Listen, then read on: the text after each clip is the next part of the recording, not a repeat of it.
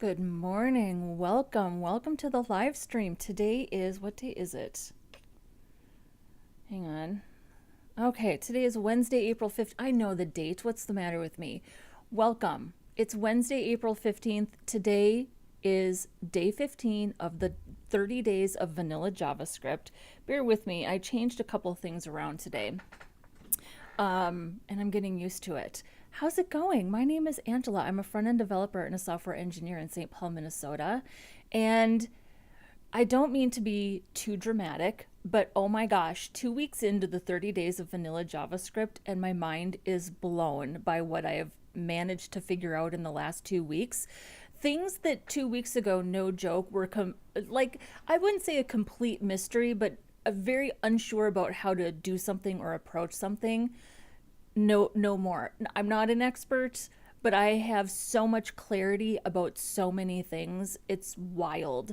I have something I definitely want to share with you guys here today. Yes, this is it. This is the thing that I want to share. Okay. Getting this pulled up here. Before we dive in, I want to share this conversation that I had with ChatGPT. Let me get over to that screen.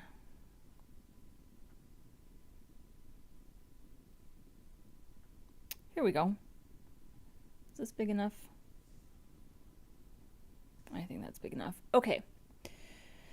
So here's the conversation that I had this morning with ChatGPT. Basically, I got up early this morning because I wanted to do something on my personal website. I wanted to load an iframe in place. So I think it's okay if you embed a YouTube video on a page and load one, maybe two videos on a page. I don't really like doing that though. If you've ever looked at your network tab in the dev tools, there's a lot going on when you are loading iframes, YouTube iframes on page load.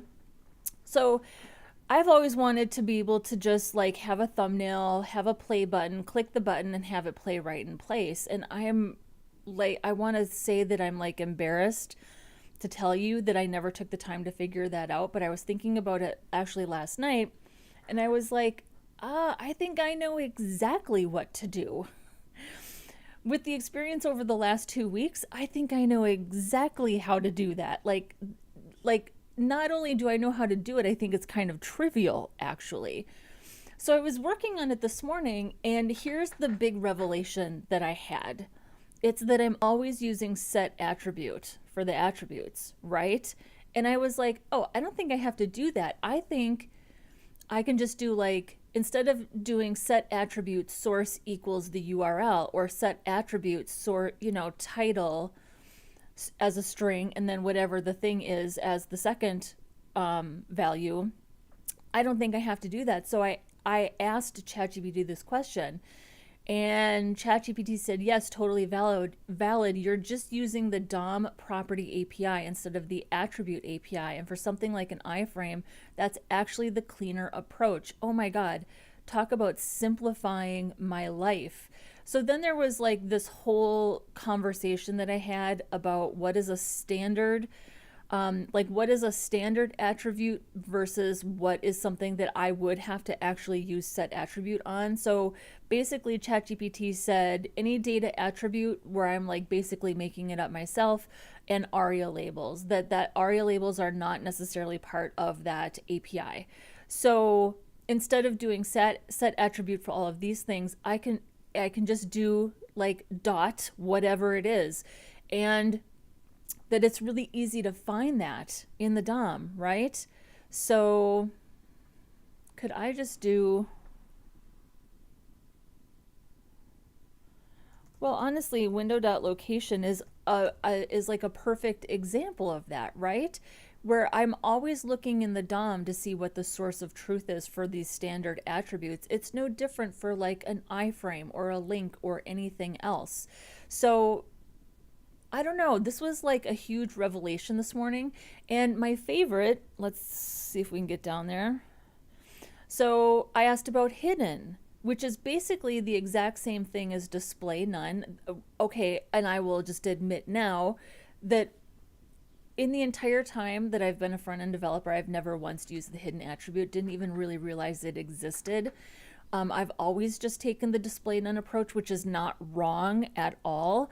But using a hidden attribute instead of, applying a class, because I don't do inline styles, applying a class and then doing display none also dramatically simplifies my life. And the fact that I can just make it a true false value, that's wild to me. So then I got into this whole conversation with ChatGPT about event listeners. Okay, this is going to seem like a dramatic shift, but just this is just the next part of the conversation that was sort of revolutionary to me, which is the difference between event delegation and a for each loop. So here's sort of the end of the conversation where I was sort of like summarizing.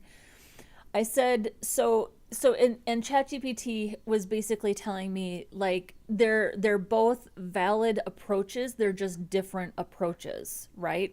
So so I was asking like, should I be using event delegation if I'm loading more than one thing, more than one video on a page, or should I be looping through those videos?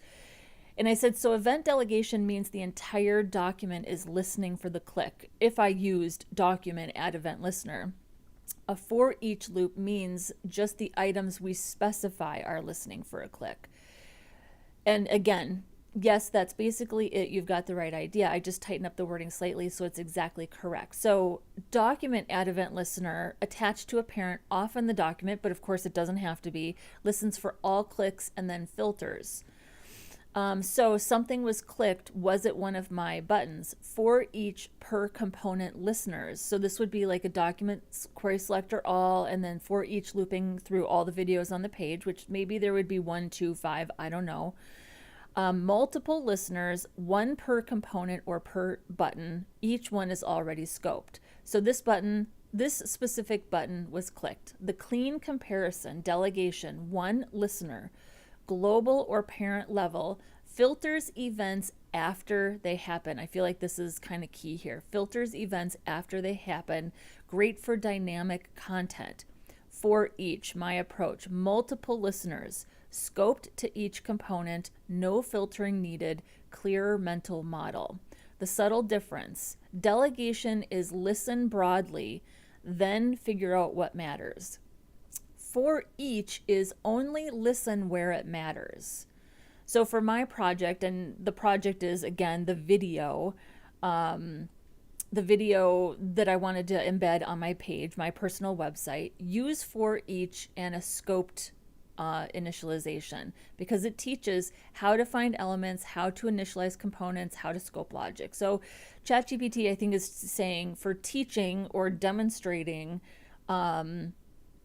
use the for each approach. Okay. One important note, so you're 100% accurate on stream. Event delegation does not have to be the entire document, and I do know that. So it's really attach one listener to a parent instead of many listeners to children.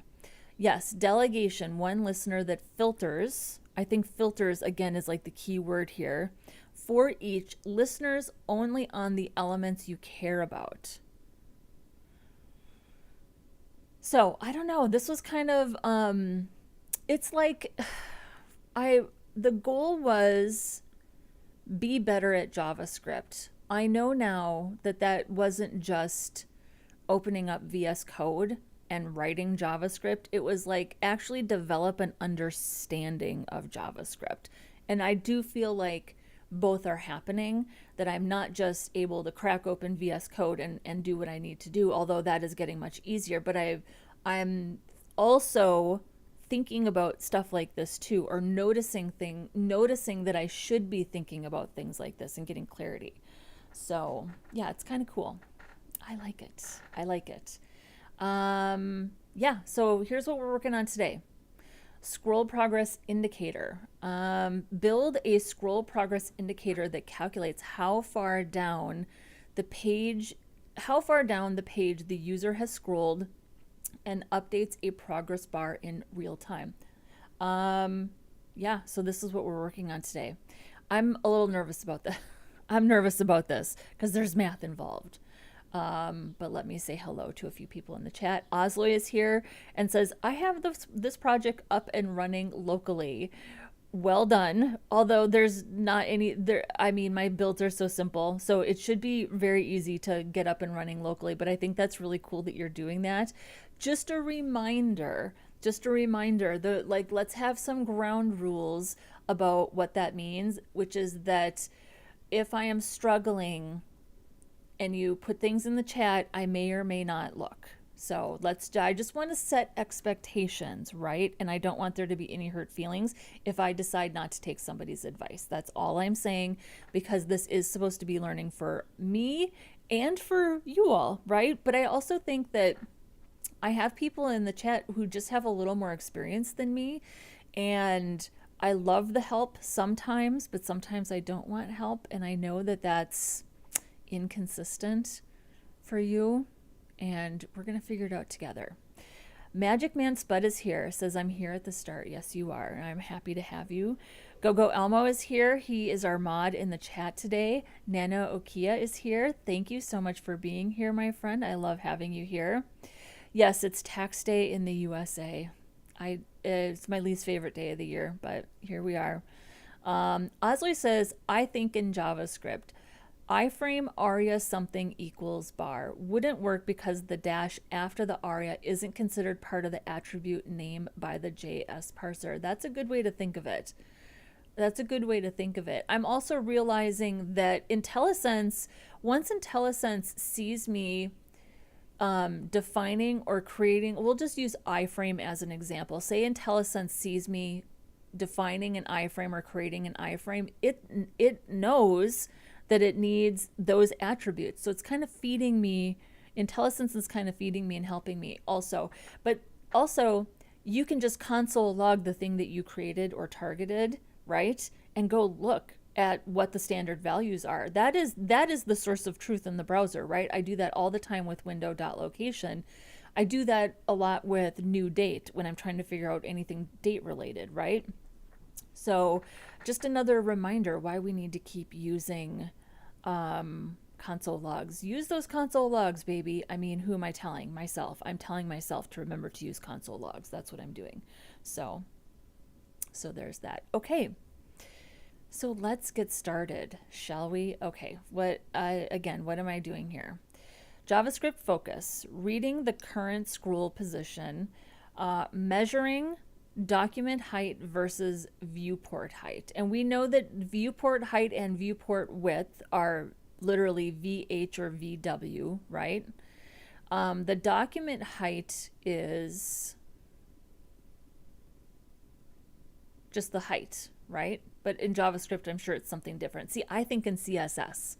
So this is the shift that this is also occurring to me, that I am shifting from thinking in CSS and thinking in JavaScript. So let's get into a different window here. Okay. Basic math for percentage calculation. Updating a visual element based on the derived state, listening to the scroll event, nice extras, make the bar fixed at the top of the viewport. So we'll put, where are we going to put it? Should we just put it from here to here? Or do we want to put it across the entire header? I think we should put it across the entire header. Yeah. So we're going to get that in there first. It won't be difficult to style, but we're going to get that in there first. Keep the indicator visible but subtle. Use a CSS custom property instead of inline width if you want a cleaner styling hook. I think it just means use a class, right? I don't use inline styles, so add a percentage label if you want a more obvious visual, maybe. Okay. Reset correctly when the user returns to the top. Okay. Only initialize if the progress element exists. Okay, fair. So let's get a div in here. Here's our header. I think that I'm just gonna put, I guess I'm just gonna do this div class progress indicator. Should we make this aria hidden just for the heck of it? See, now that I know that aria hidden can be on anything and doesn't need a role, we love that. Even if there was like a percentage indicator, I would still do aria hidden, because why does the screen reader need to call out to anybody the percentage scrolled? To me, it's purely UX. It's a purely UX visual type enhancement, right? That's what I think. I'm not going to worry about a percentage for now. So we'll just call this progress indicator.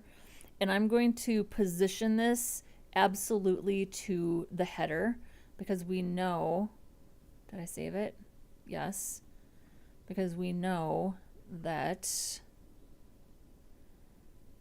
the header is full width. Yeah. So let's style this. I'm going to style it as a full white, kind of white border, I guess. And then we have a class called progress indicator. So do we need to have, okay, wait a second. Do we position the div and then the thing that is getting larger or smaller inside this div? Progress indicator, I don't know. Progress indicator, and we'll call this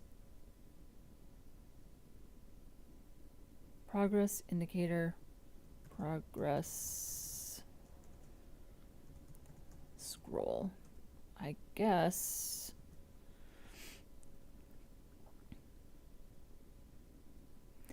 Nano Akia says, I think of accessibility in terms of, would I want that if I had that disability? And most things I would. But how does that help the narrative of the page? So are you telling, so I just want to make sure I understand this. And I don't disagree with this statement, but in the context of today's exercise, do you think that it adds value to a page to read out the percentage that somebody has scrolled up or down? Does that add narrative value to the page when it's a purely visual aesthetic thing? So I think in terms of narrative, what value does it add to the page if you can't see the page? I don't know. I don't know what the right answer is. I'm just, that would just be my approach. We could ask. Should we ask? We'll ask. Maybe we'll ask later. That's how I think about it.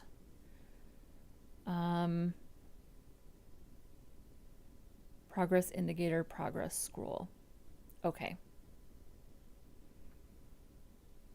I don't know. I could be, you know that you have the ability to change my mind, Nano Akia. You've done it many times. You are a rational, thoughtful person. So, and he says, I do, because I think it's the same issue in reverse. Why would a visual person need to see it? Well, they don't need to. It's purely aesthetic. So to me, I mean, this is a good point. To me, they don't need to. It's just a purely aesthetic thing. And there is a difference between something that's purely aesthetic, between something that is purely aesthetic and something that actually contributes to the narrative value of the page. Let's ask. I could be convinced.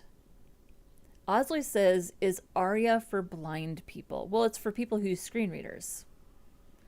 So to me, the people who use screen readers are either blind or have low vision. But I suppose anybody could use a screen reader, right? Is there some other disability to take into account? I don't know. I thought I think I wouldn't question why anybody used a screen reader, but I think their purpose is for people who can't see the screen. Okay, let's just ask this question. Let's say, okay, hang on. Totally different topic.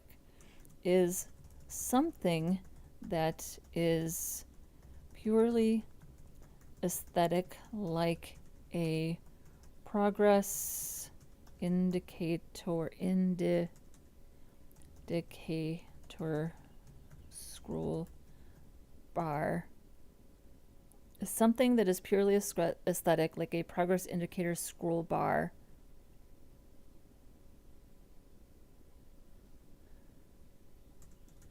should this be accessible? Should this be accessible? I think no, because I think it's purely UX. The chat says yes. Otherwise, why would it be there? Okay. Short answer, if it's purely aesthetic or decorative, it does not need to be accessible. If it conveys information, it does need to be accessible. Apply that to a scroll progress bar. Case 1, purely visual flourish. Thin bar at the top, no numbers, no labels, just feels nice. This is decorative UX. You can and should hide it from assistive tech. No problem, no extra work needed. Case 2, if your bar is communicating you are 60% through the article or replacing pagination or helping with orientation in long content, now it's meaningful UI. At that point, it should be exposed properly. Okay, so with a role and ARIA value now, ARIA value min, ARIA value max. Okay, the key principle, and this is the real rule, accessibility is not everything must be accessible. It's anything that conveys meaning must be accessible. Why your instinct is good. You said, I think no, because it's purely UX. That's correct if it's not adding essential information. A lot of people overcorrect and try to make everything accessible, including things that add noise to screen readers, don't help the user, actually make UX works.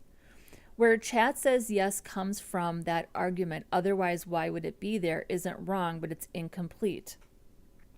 Something can exist to enhance visual experience, create feedback for sighted users, improve perceived polish, and still not be essential.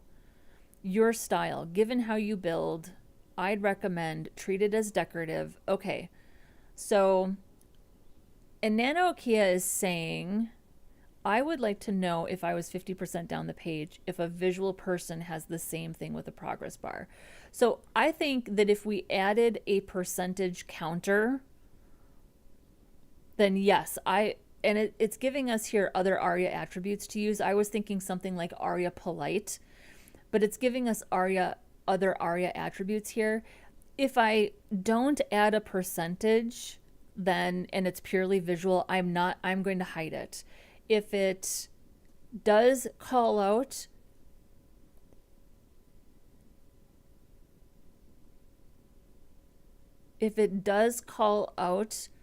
the percentage, then I can get on board with making it accessible. So Osley says, I would be surprised if how far down the page am I is something the page needs to add explicitly. So here's my official position. Here's me, I'm taking a position, an official position. Without a percentage, I'm hiding it. With a percentage, I'm showing it. What do we think? Like, if you don't expose the progress bar, surely they have some other way of knowing that information. They don't need the information. It's purely aesthetic.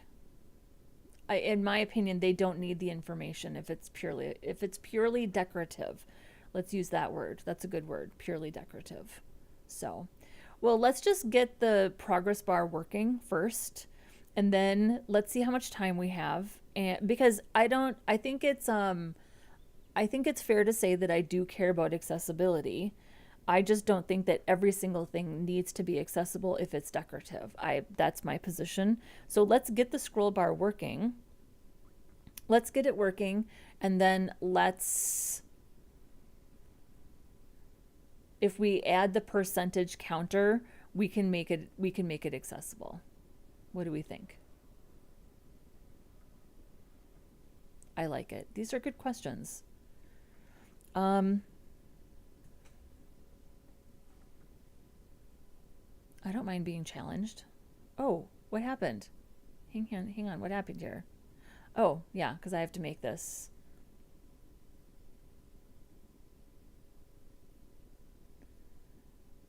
And Nanokia says, it's decorative but conveying meaning to a user, but I don't disagree with your thinking. So, well, and also, reasonable people can disagree, right?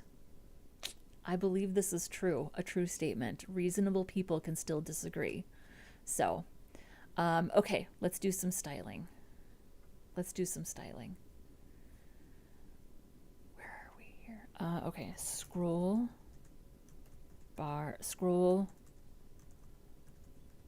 progress indicator. Reasonable people can always disagree.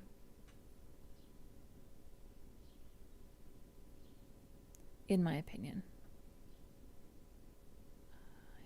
I need to close a couple things here. Okay, here we are. Progress indicator. And we need to make sure that the header is, it's display flex, it's position sticky. Okay, that's fine. Position sticky kind of works like position relative if you have to absolutely position to the thing. So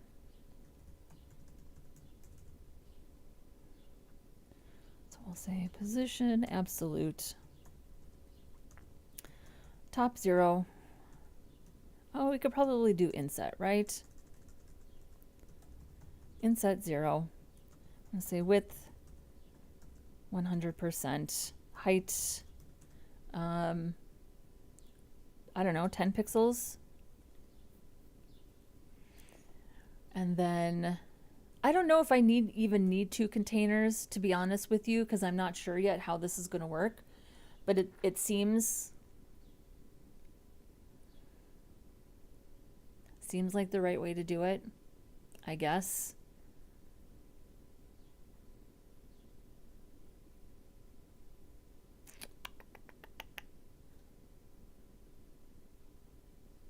Okay, let's keep going here. Not sure. Progress scroll. This is going to be, well, it's already a block level element. So I guess I'm just going to say background color white. Well, I think we're going to have to say width. I think I'm going to have to do object width 100%, height 100%, and I think I'm going to have to do there's nothing in the container, so I'm going to do object fit cover.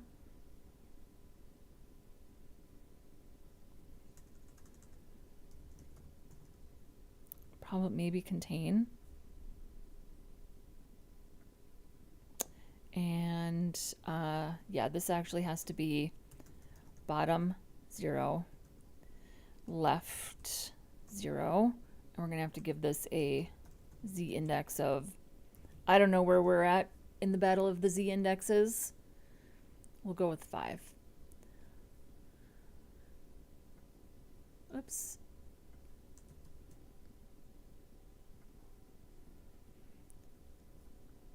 That's pretty juicy.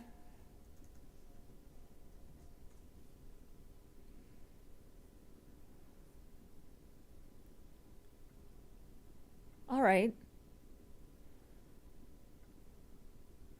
So I guess maybe just to test this out. Well, honestly, this would be the, look at right here. This is like the, this is the perfect test right here. Look at that. So the progress scroll width, first shot. I figured that out on the first shot. Okay.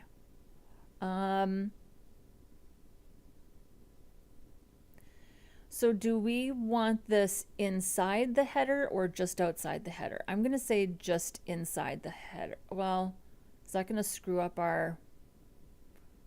I think I don't want to add extra padding, so I'm going to put it just outside the header. So I'm going to do top 100%. Yeah, so we have it just outside the header now. Oh, that was a good call. Yeah, I like that a lot better. I like that a lot better. That was a good call. Well done, Angela. You did it. You did that. Okay. So now we have to figure out the JavaScript part of this, where basically we're calculating... Okay, well, yesterday we learned about scroll Y, so that's pretty cool. Now we need to worry about scroll height. Let's read some of our documentation to figure out what to do next. And we've got math min, and we've got math max. Okay, first try. First try. No scope. Okay, we know what scroll Y is. Let's see scroll height. Scroll height is the read-only property of the element interface, is a measurement of the height of an element's content, including content not visible on the screen due to overflow. So would the element be the body or the document? I mean, I kind of feel like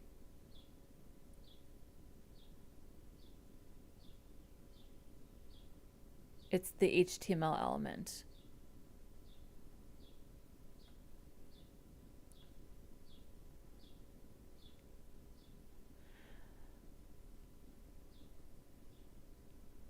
Okay, the scroll height value is equal to the minimum height the element would require in order to fit all the content in the viewport without using a vertical scroll bar.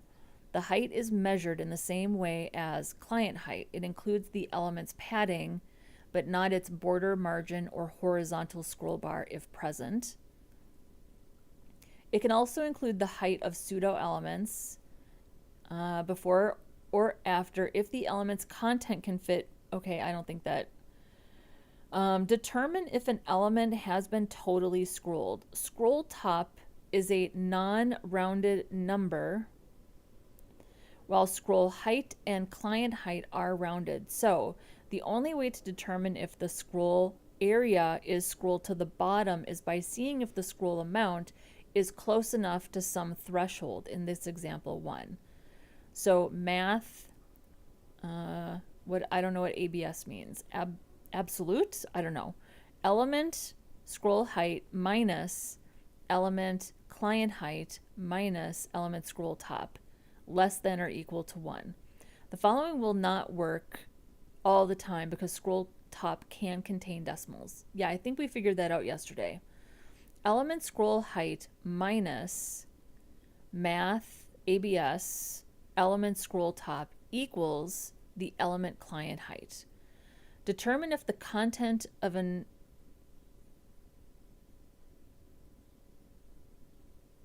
it said the following will not work because scroll top can contain decimals. Determine if the content of an element is overflowing.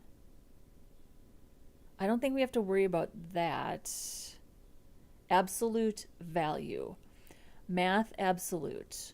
1 equals math absolute. -1 equals 1. Okay.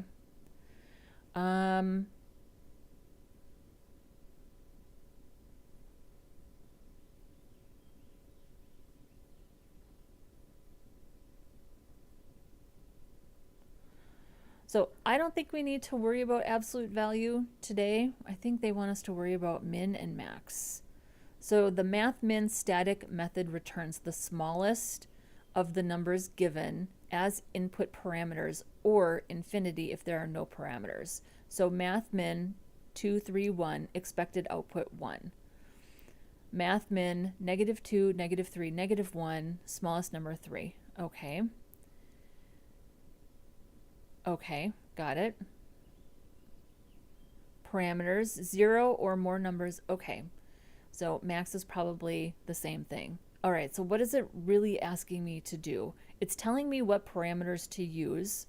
Let's just start writing some JavaScript and defining some of these things. That's usually what I need to do to have things start making sense. Function. Oh, whoops. Function init scroll progress bar.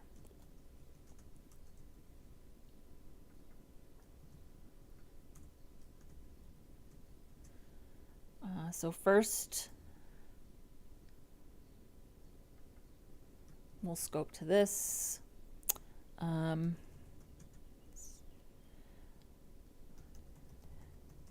This will be the indicator document.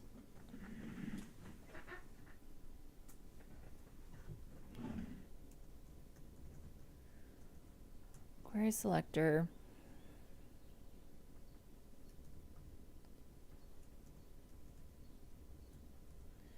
I'm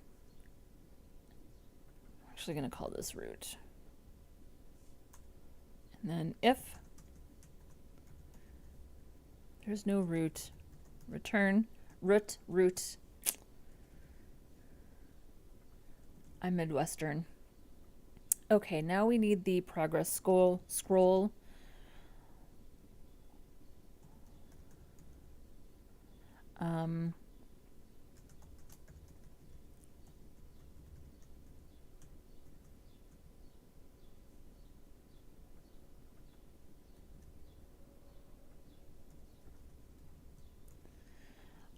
Okay.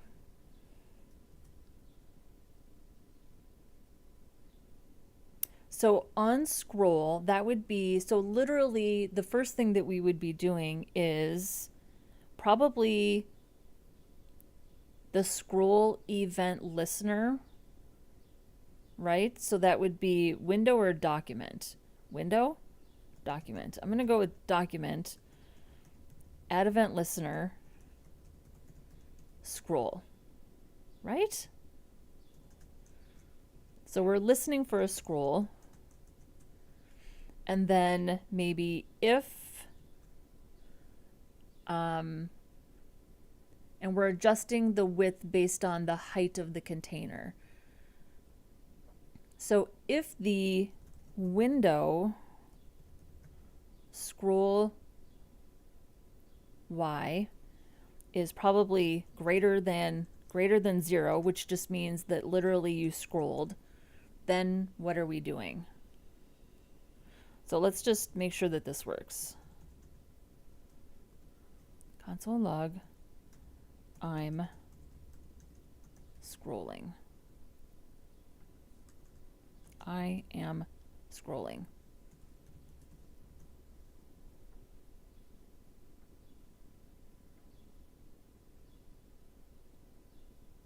Okay, got it. So now what am I doing?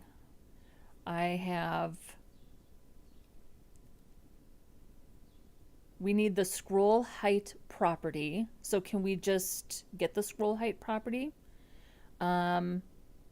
Probably, right? Can I console log that? Oops. Scroll. Window scroll height. Is it window scroll height? Or document scroll height?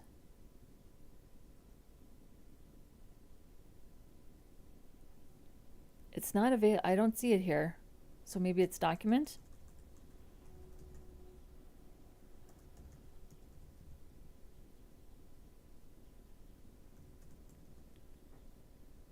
don't see it there either. It's a property of the element. So do we need to make sure that we probably want to make sure that we have the HTML element?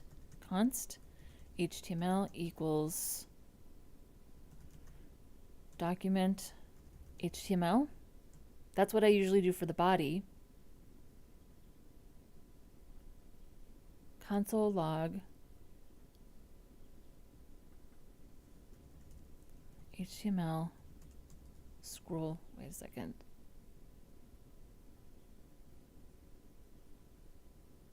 Element scroll height.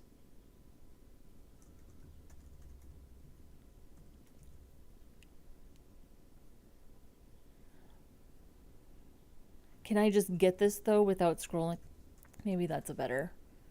We'll check that first. So will this just console log the height? No, okay.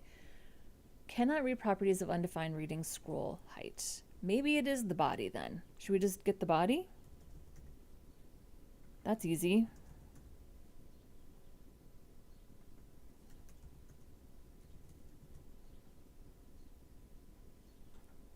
Okay, we know the height of the body now. So let's just get the height. So I'm just going to call it the page height. Page height equals body scroll. Hey, look at there. It's right there. Okay, so now we have the page height. Well, let's just keep console logging that. I have a feeling that's going to be useful. Whoops, page height is not defined. Const page height. That's right. Okay. So far, so good. We probably also want to get the width of our element, right? But really, we're changing the width of the element based on, well, we know in our CSS that it's a percentage, right?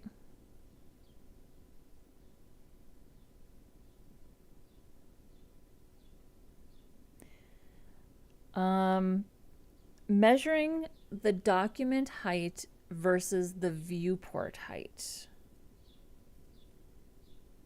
I measured the document height though, right? Do I also need the viewport height, or is this just telling me to make sure that I'm getting? I feel like getting the document height is what I need. One moment.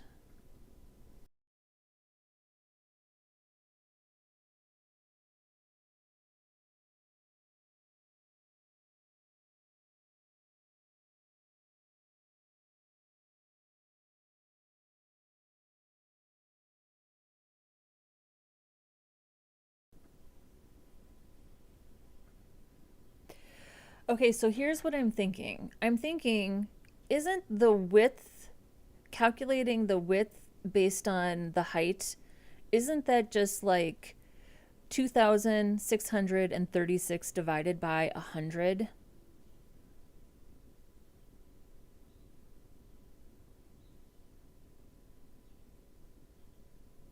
And then you change the width based on...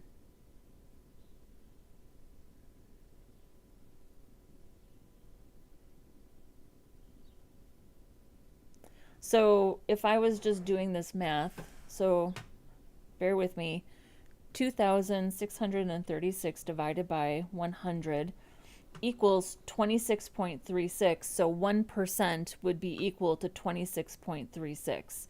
So for every 26.36 pixels you scroll down, you are moving, the indicator adjusts by 1 percentage point. So that's probably why you need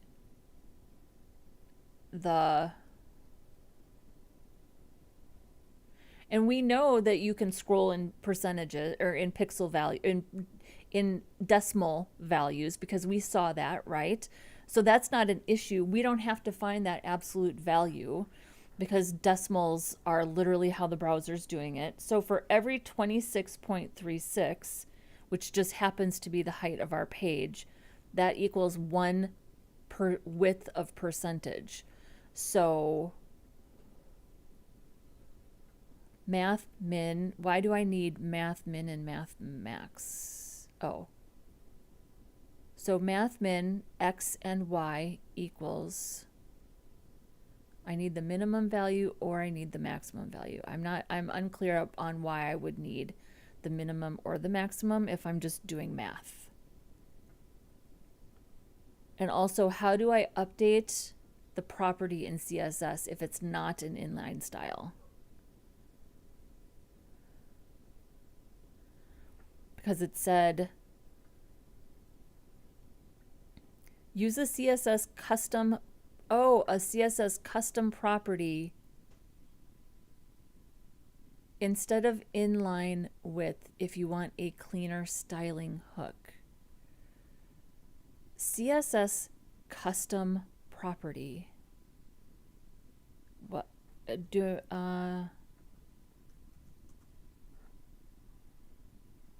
what is this?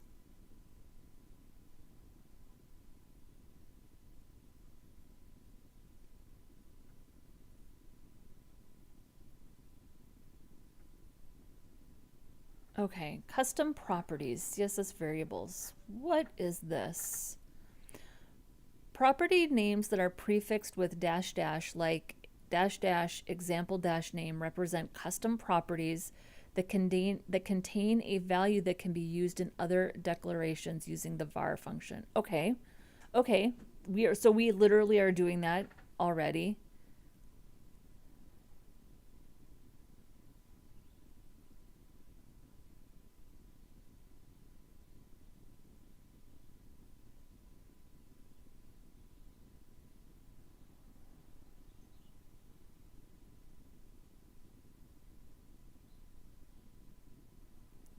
Registering custom properties with @property. In this example, we use the @property @rule to register a custom property. Our HTML includes an ordered list containing 3 list items. We use the @property @rule to register 2 custom properties.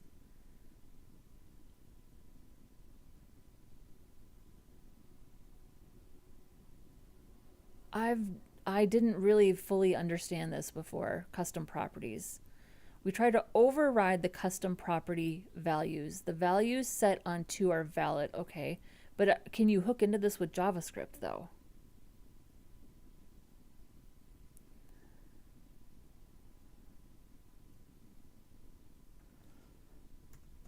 Hook into a CSS custom property with JavaScript.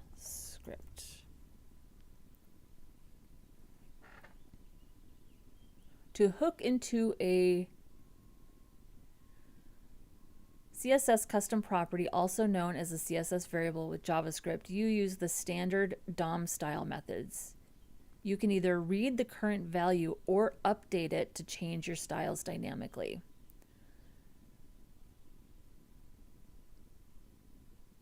Get computed style.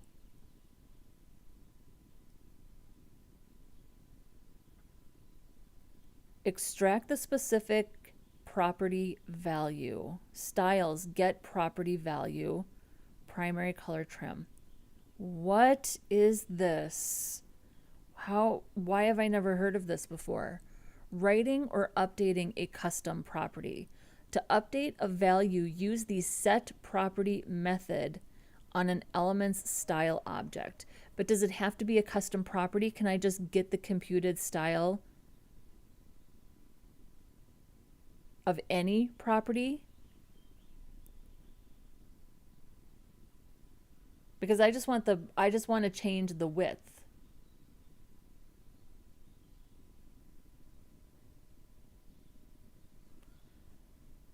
let's look, we'll look this up. I'm going to keep reading.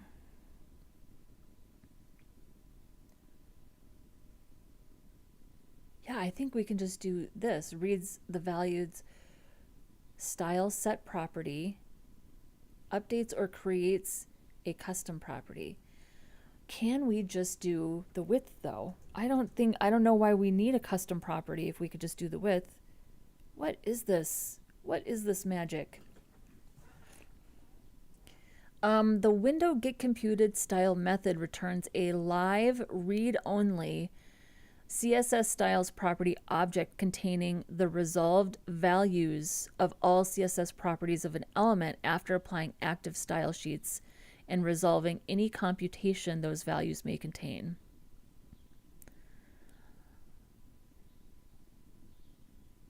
Okay, so let's just do, I don't know why we need a custom CSS property.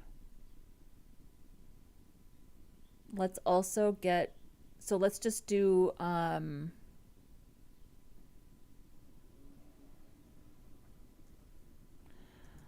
do scroll width equals root get, what is it? Get computed? Wait. Get computed style. Get computed style of the scroll, and then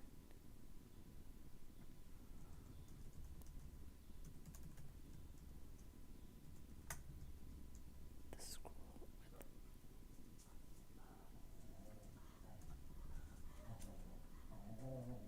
Okay. Get computed style is not a function. Hang on. Maybe it's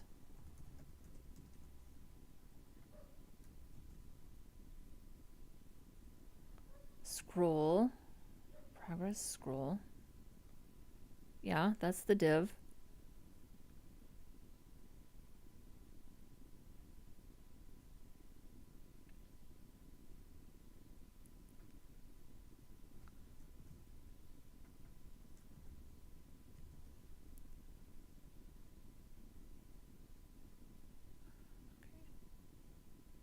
Scroll get computed style is not a function. Oh, is it window? So does it have to always be window get computed style?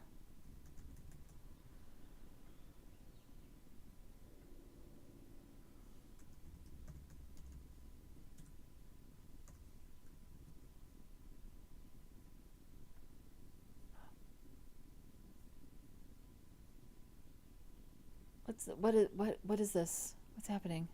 What is all this?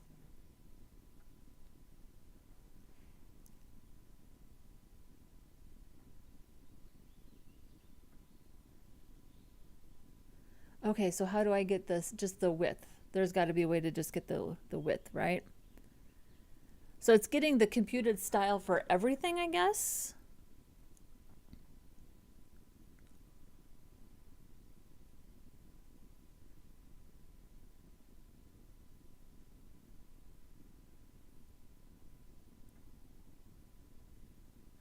Oh, so this would be window get computed style. So this would be the scroll width. And then we would get the scroll width property value width. Okay. So this would be scroll width property value width. What? Stop it right now. But it's a pixel value. Okay. Well, that's probably, I think that's fine, right? It's a pixel value. So even though I put in 100%, yeah, it's always going to return. The browser still measures everything in pixels, right?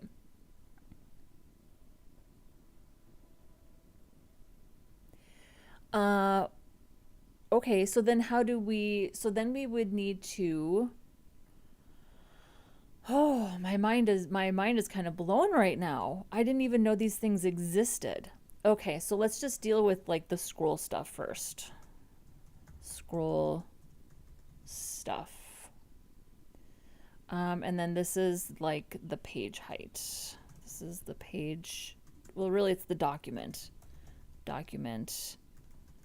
height.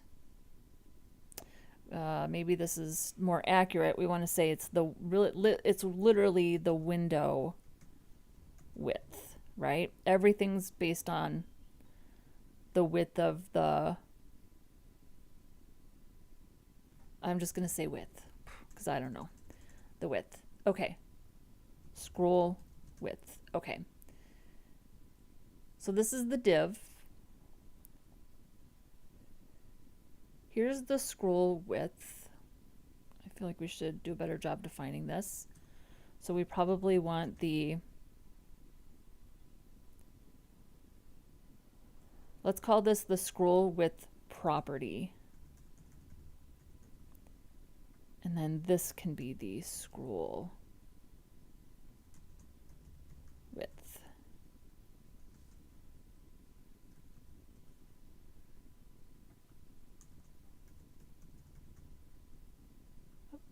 So now, and then this is a in pixels. Okay. So now we have the width of our container in pixels.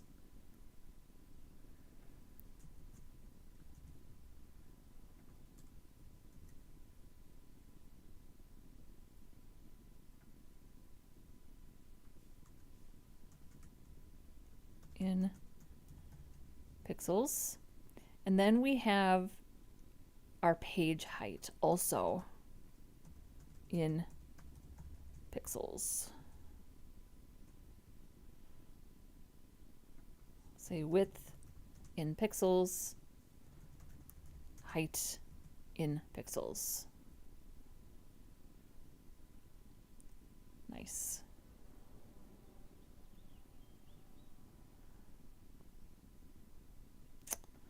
Okay, so don't we just need to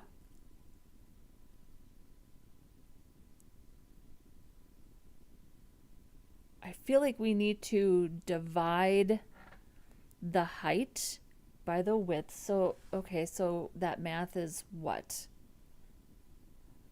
Well, let's see if we can get the width to update dynamically just by changing the window. So let's do that next, because I think we have to do next, we have to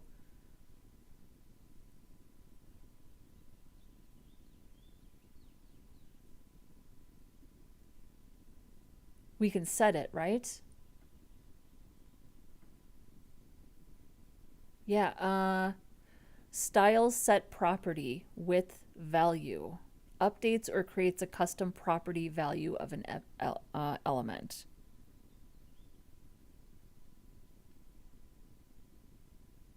So we got the computed style. We can get the property value. And now we need to style set property.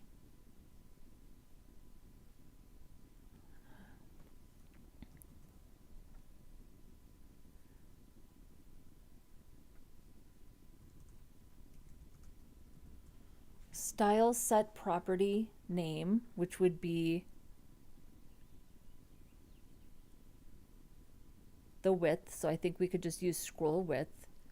And then the value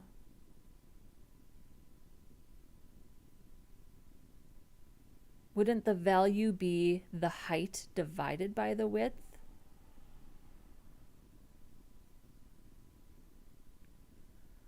That's what I think.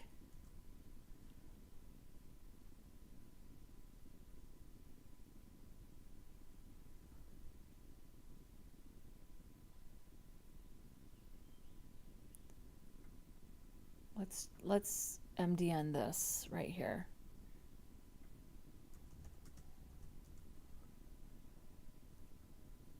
CSS style declaration set property.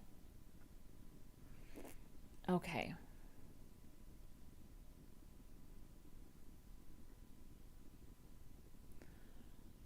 maybe set property with value. Yeah. Show me an example. If a priority can be omitted, JavaScript has a special, simpler syntax for setting a CSS property on a style declaration. Okay. CSS style.css property name equals, yeah, we're doing that, right?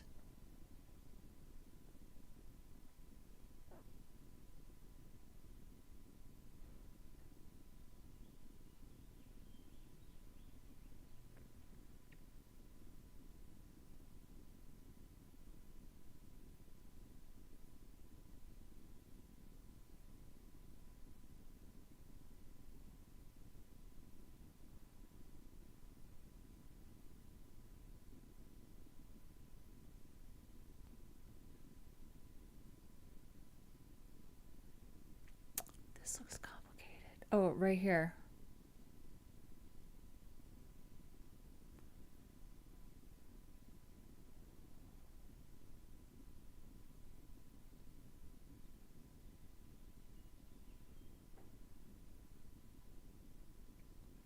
So Osloy says, tip for console log, if you put curly brackets around a variable, the variable name will also print. Oh, let's try that. Let's do that.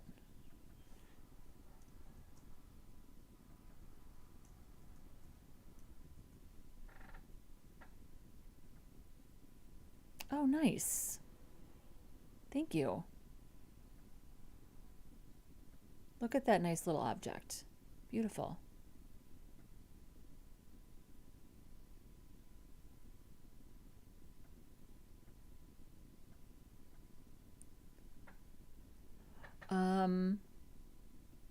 Okay, so here's what I want to do. So we're really setting this. Okay, so I'm just going to do what I think I should. So we want the, I think it's page height divided by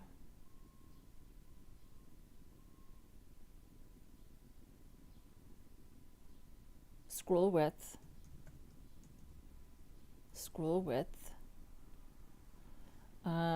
So it needs to equal something, right? So const new width equals the page height divided by the scroll width. And then it would be scroll style set property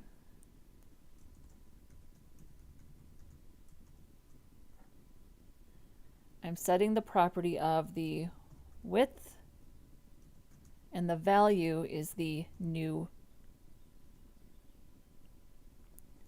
width. I don't know if this is right.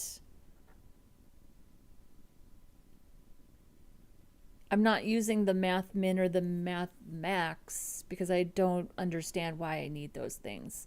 Like, it's not becoming obvious to me yet why I would need that. So, okay. Scroll computed style map set property is not a function. Wait. Oh, hang on. IntelliSense. Stop. Style set property.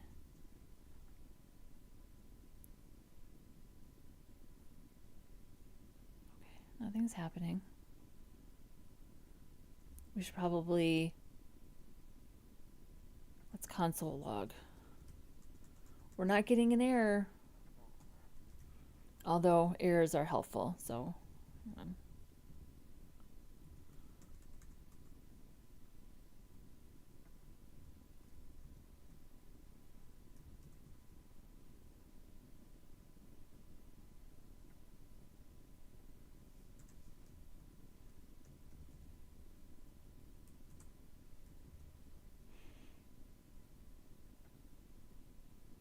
oh, not a number. Okay.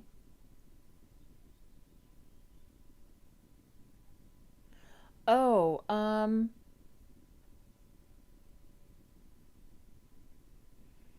on. This is a string. This is a number. That's why. So, got it.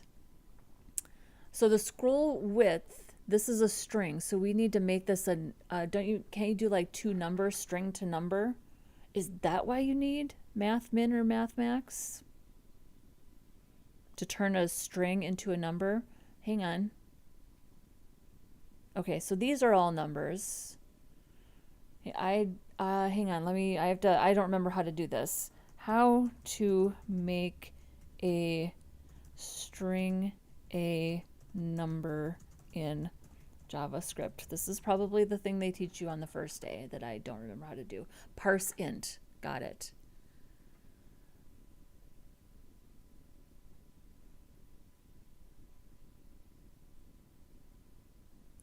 Parse int.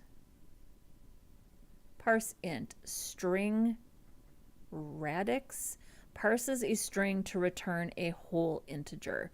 Best for extracting integers from mixed content. Radix. It is a best practice to always provide a radix, am I saying that right? Usually 10 for decimal, to ensure consistent behavior across environments. Okay, parse int. Got it. I'm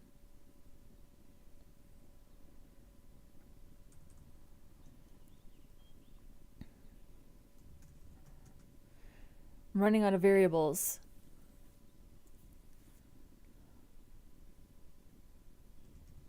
Scroll number. How about that? Scroll number equals parse int scroll width.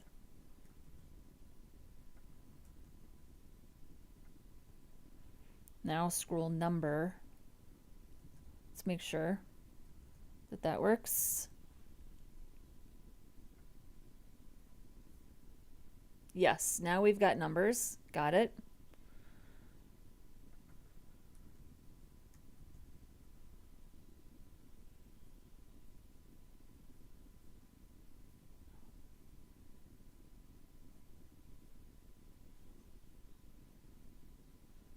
All right, so it's not dynamic. Wait, what do we do here? The new width.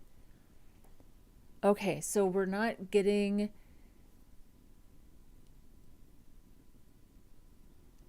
Oh, wait a second. So the page height is not changing. We're just scrolling. The page height isn't changing. We're just scrolling. That's all that's happening. Okay. Element. Hang on. Scroll height. Scroll height. Yeah, scroll height.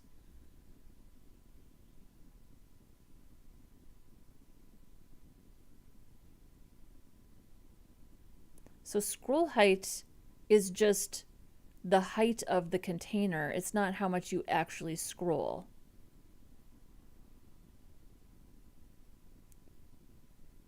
The height of an element's content. And then scroll Y. So we have to do scroll Y minus the scroll height, right? And then we have to divide that. So we have to do, I think we can just change this. So we have to do the page height minus window scroll Y, and then divide that by the scroll number.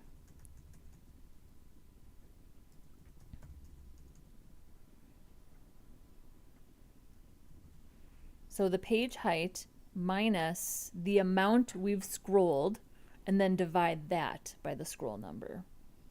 I still don't know why I need math, min, or max.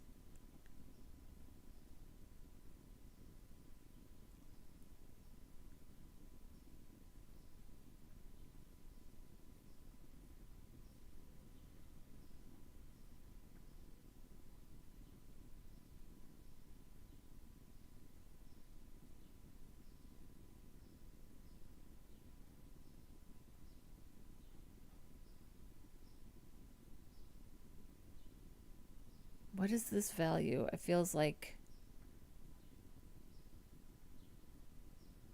the new width. Okay.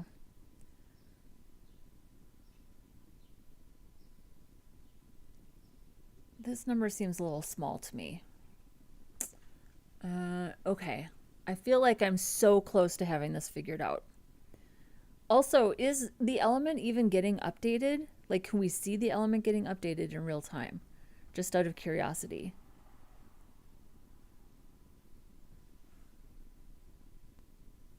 No. Should we see this being updated in real time?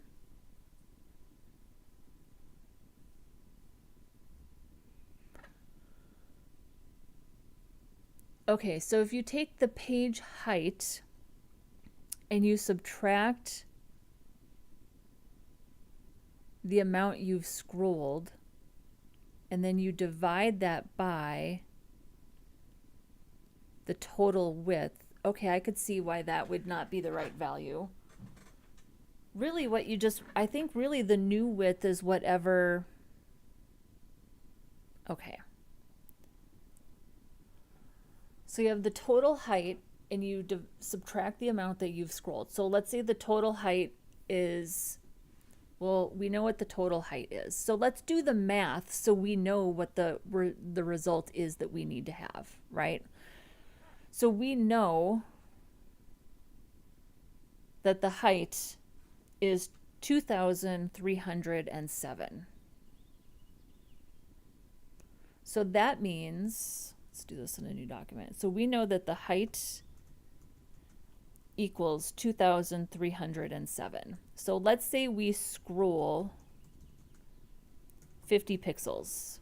Then the height is 2307 minus 50. The height is, new height is equal to 2257. So then you would take the new height, 2257, and if you divided that by the width, which is 813,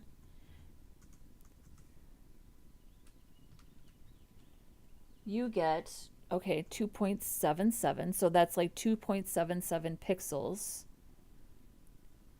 So then our width, which is 813 pixels,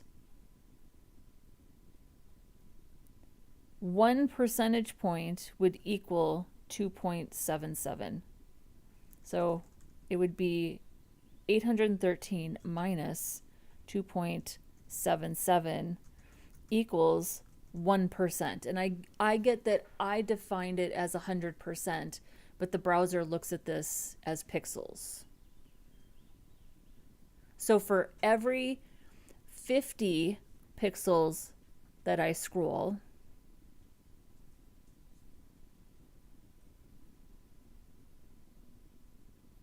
no,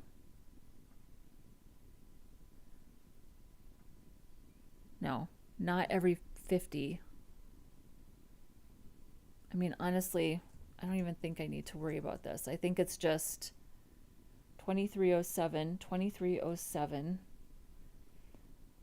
divided by 813 is 2.83, which is what we were seeing. So 2307 divided by 813, 2.83. We'll say 2.84. So 2.84 pixels is 1%, 2.84 pixels. So every time we scroll,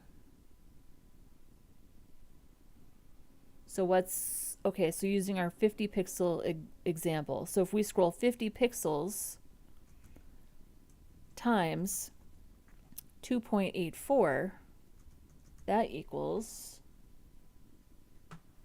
50 times 2.84, that equals 142. 142 what?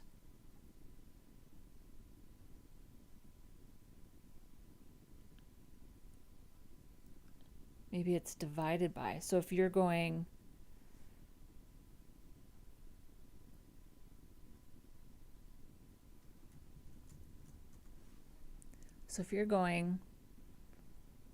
if you scroll 50 pixels, it would be divided by 50 pixels divided by 2.84 equals,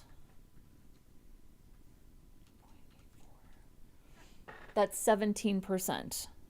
That's 17%. So I would expect the progress bar to increase by 17%, right? Or decrease, because we have it at 100%.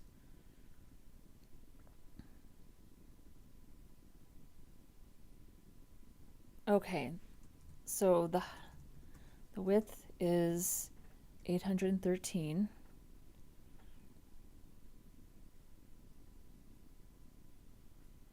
And the width is totally dynamic, right? Because this is just the width of where I happen to be right now. Yeah. And that changes the page height too. Okay, fine. It doesn't even matter. Although we probably want to be listening for those things, right? We don't want those things to be, we need to make sure that we're listening for these things inside of the scroll.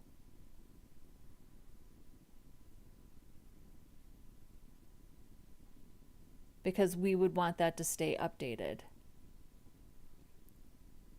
So does scroll include resizing the window?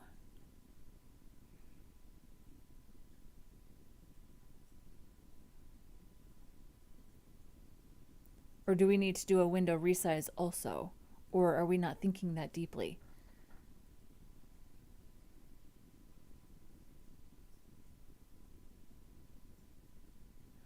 Because if it's going to do it in pixels and not percentages, which is how I defined it, or do I need to convert it to a percentage? Oh my gosh. Am I overthinking this?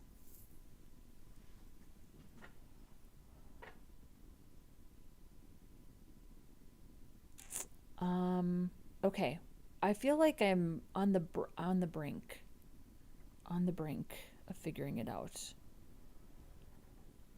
But I do think that I need to dynamically get the page height for sure. So that, I think that has to be inside the event listener, because we need to be getting that. I'm going to take this out. Stop adding semicolons. So let's make sure that we are dynamically getting the page height.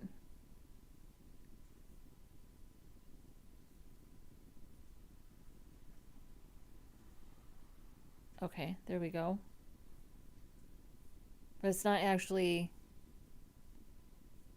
well, if you really want to return the value of the page height, it's the window scroll Y, right? So it's really the scroll height minus.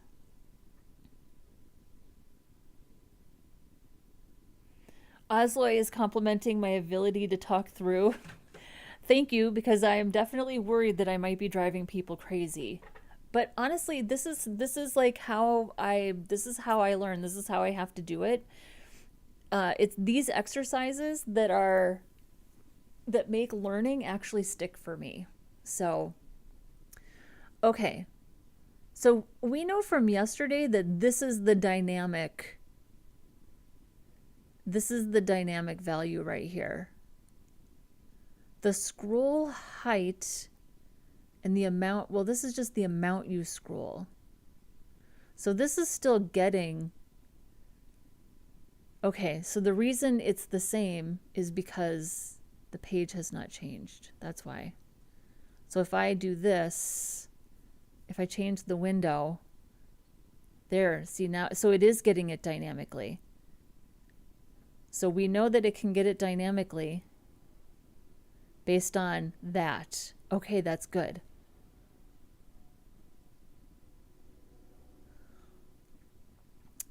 So if the window width changes and you scroll again, it will get the correct height.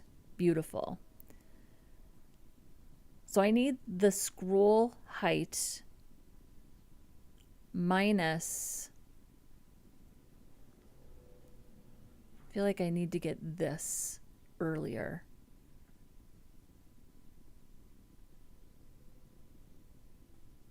And I feel like you don't have to be inside this, I feel like you don't have to check if, because it's already listening for a scroll. So why would you have to check if it's greater than 0 if it's already listening for the scroll, right? I'm going to turn that off.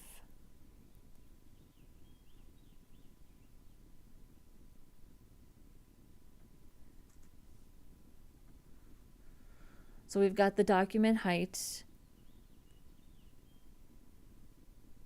which is the page height. And honestly, I'm going to change this to doc because that's going to make more sense. So we've got the document height.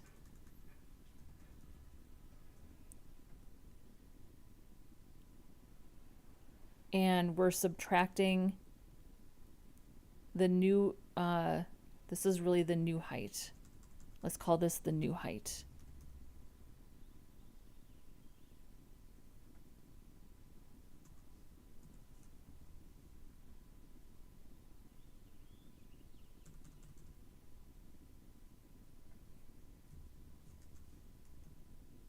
Document height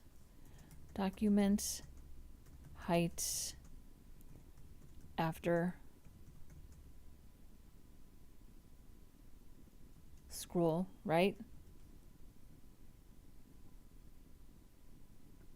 Let's console log this. Console log new height.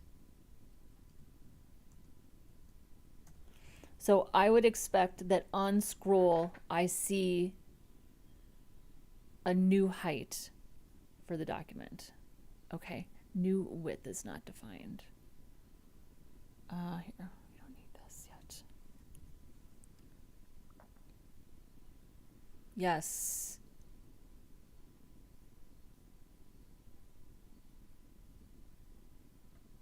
Okay, so on page load. So the number is going down, right? Yes, the number is going down.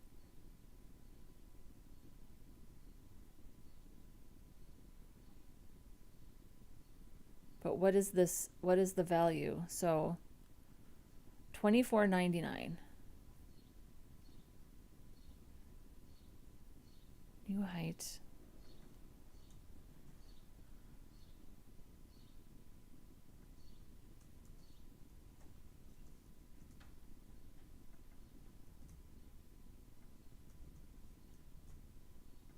Okay, so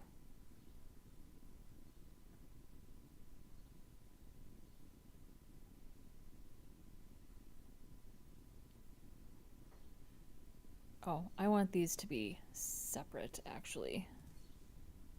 So I want this to be inside the scroll listener, and I want this to be outside.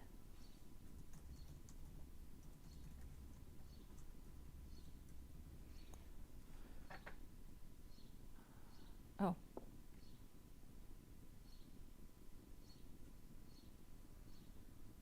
Oh, so we probably want to do something like let, right? Because that value is going to change inside. Here, it's going to change, right?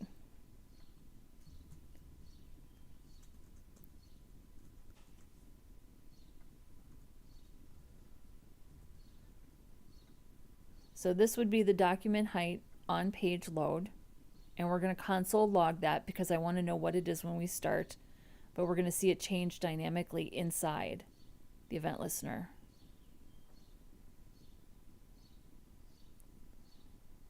Okay, so we start with 2305. So as I scroll down,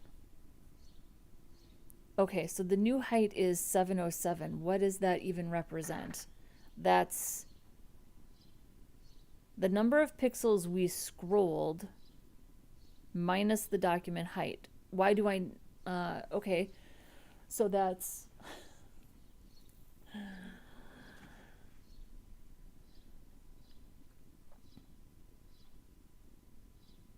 Why does that matter? Really, it's just the amount you scrolled. That's all it is. It's not the new height, it's just the amount that you scrolled.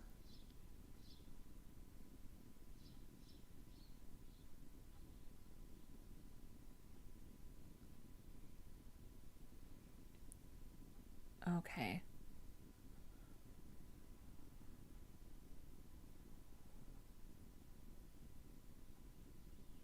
I might have to ask for help.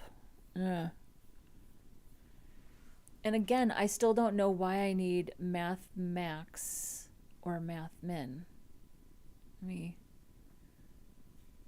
read some of our reading. Okay, so let's go back to our focus. So we want to read the current scroll position. Let's use some context clues. Measuring the document height versus the viewport height. Basic math for percentage calculation. Updating a visual element based on derived state. Listening to the scroll event. Okay, so there's some things here that we are doing correctly. So reading the current scroll position is window.scroll y. Measuring the document height versus the viewport height.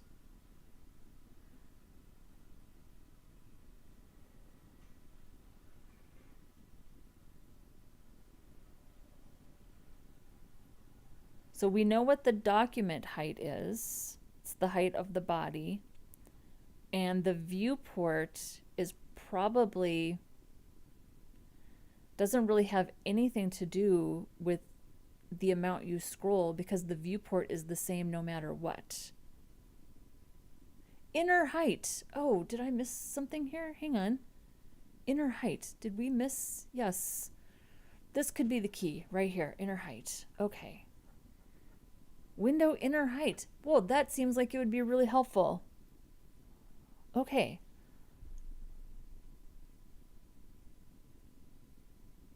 So let's do also doc height. I'm just going to say in height equals, it's window, right? Window? Wow. Okay. Inner height. So really, we want the document height minus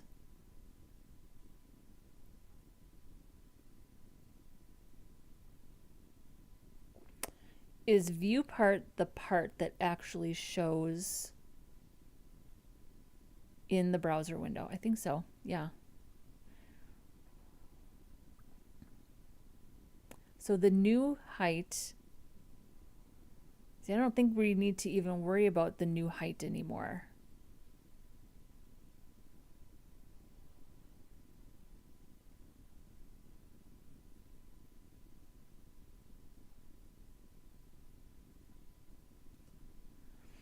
So what am I calculating? We have the body height, we have the viewport height. We have the width, and we have the scroll. I'm trying to figure out how I piece those four things together.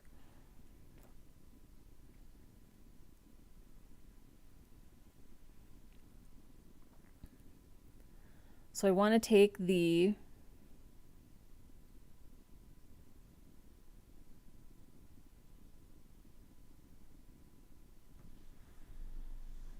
okay, let's write this out.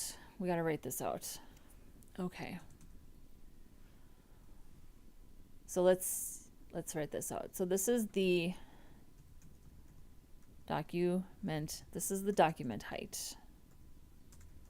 This is the document height. And then we need the viewport height is what? This is one word. And we need the viewport height. So let's console log that. Let's take this out. Let's just get maybe we'll call it viewport height. Document height, viewport height. So there's the document and the viewport height. Let's get those. Okay, nice. So what we see here in this window is 901, but the entire document is 2,305. And we know that this is the width. Okay. So the viewport height is 901. And then we know the width is, well, we'll say 808, because I think we've changed our window. So then what does that mean? What do we do with this information? And what was the other thing? What's the other thing that we have? Oh, the scroll position, right? There's a scroll position. And then, so amount of scroll, which is totally dynamic, right? We're using the 50 pixels as an example. Okay, so what do we do with this? So we'll say amount of scroll 50 pixels. So you have the document height.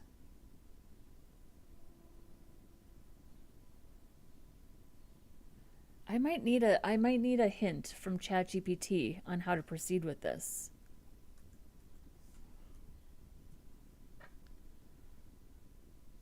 We know our height, the document height. We know the viewport height.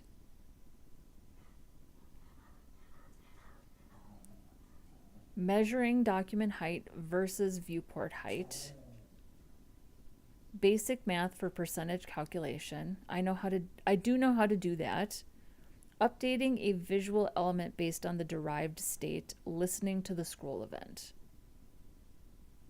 Reading the current scroll position. Reading the current scroll position.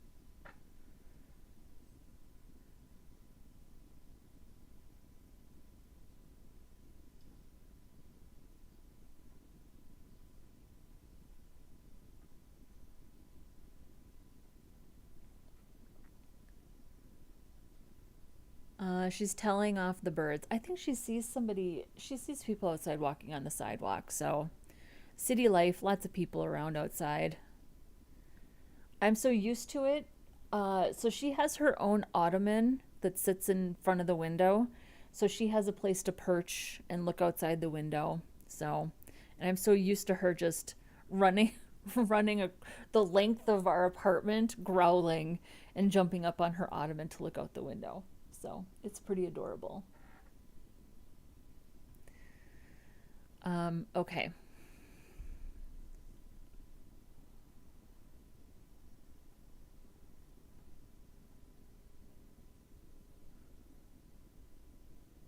See, now I'm not sure why I need the viewport height. I still think that it's the document height minus the amount you've scrolled divided by, okay, the document height minus the amount we've scrolled. So this would be the first thing we would want to do, right? The document height minus the amount you've scrolled is the new height.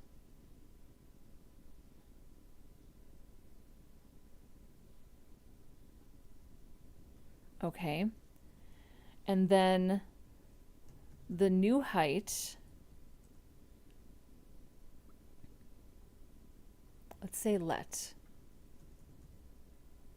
The new height then would be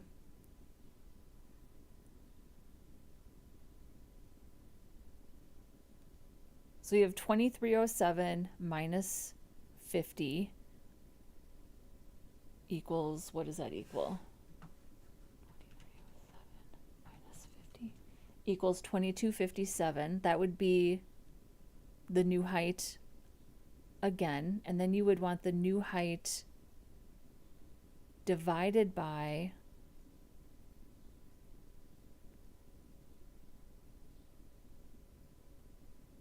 You would take 2257.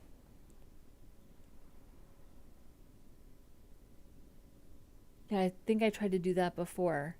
You're really just you're starting with the original height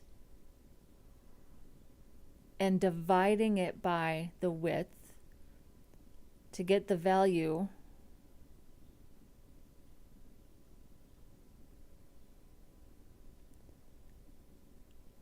And then as you scroll, divide it by to get this.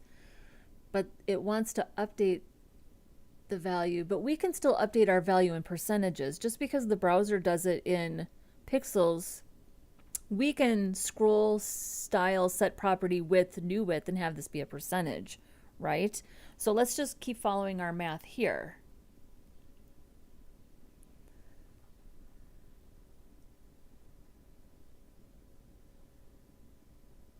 Okay.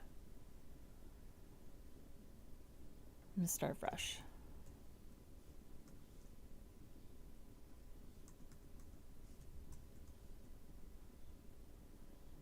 So we're going to take the dock height. I'm going to take the dock height and divide it by the scroll number.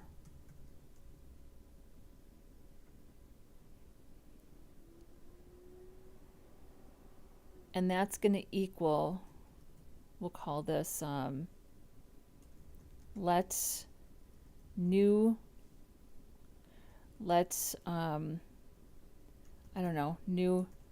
number. I don't know what to call it. Let new number. It's this right here. And then we want to take, well, let's just do the math first. And we'll just keep using new number. New number then equals the scroll number divided by the new number divided by the new number. And then 50 represents scroll Y, so it would be window scroll Y, window scroll Y divided by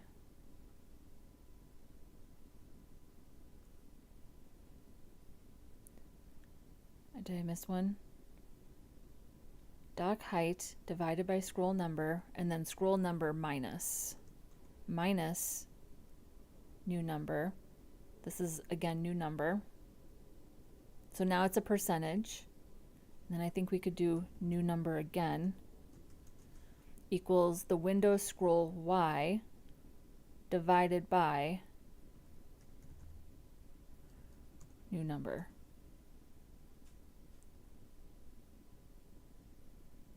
And then new number is our percentage, right?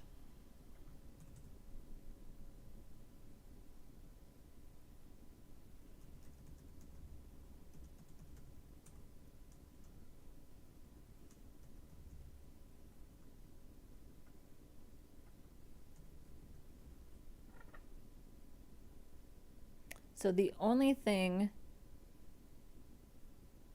that's going to be dynamic is this. So this is is this the percentage right there? Doesn't seem like it would be a big enough number.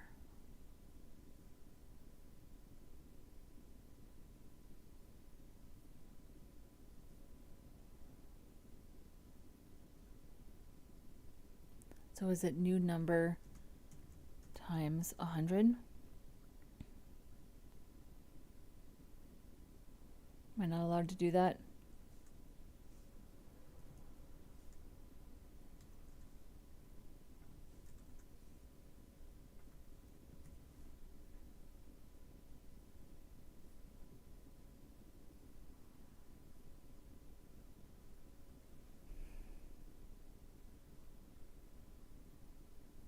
feel like I'm pretty close. No.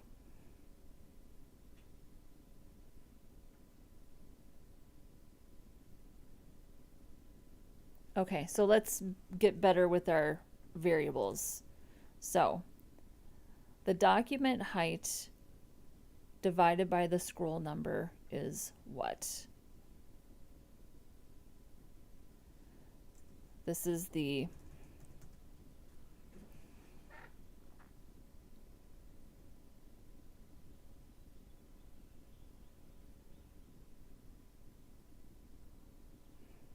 I'm just going to say doc divided by width. I don't know how else to understand some of my own variables.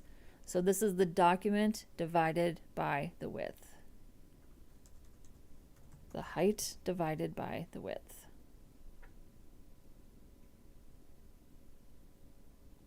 And then I want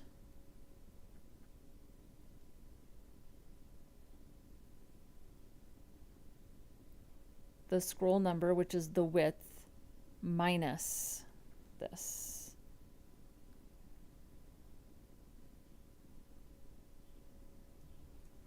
Ah, got it.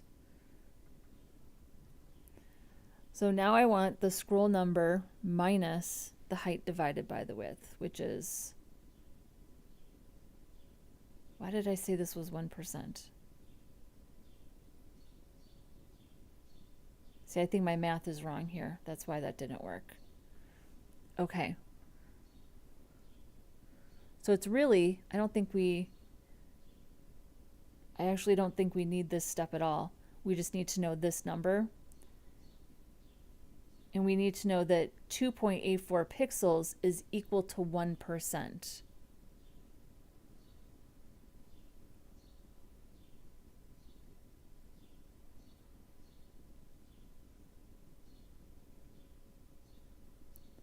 So is it really just that you're taking 100% divided by the width?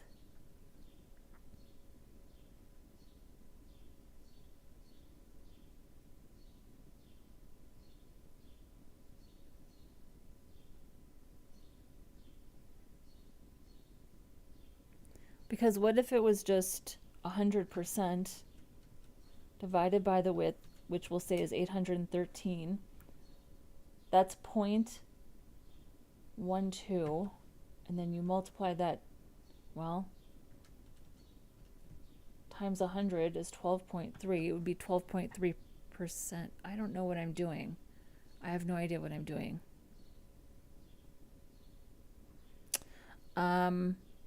Okay. I think I have to ask for help. Yeah, we're almost 2 hours in.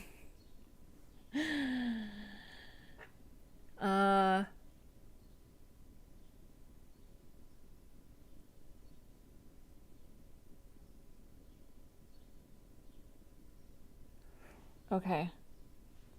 We're almost 2 hours in.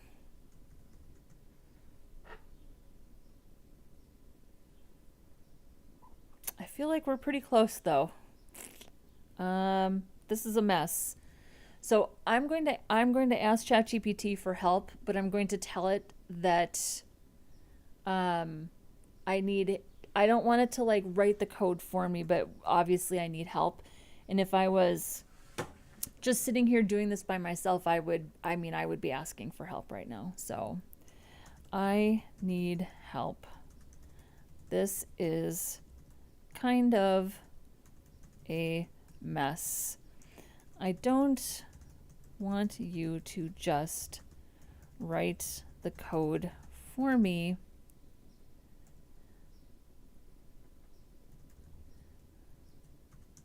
But I do not know how to proceed.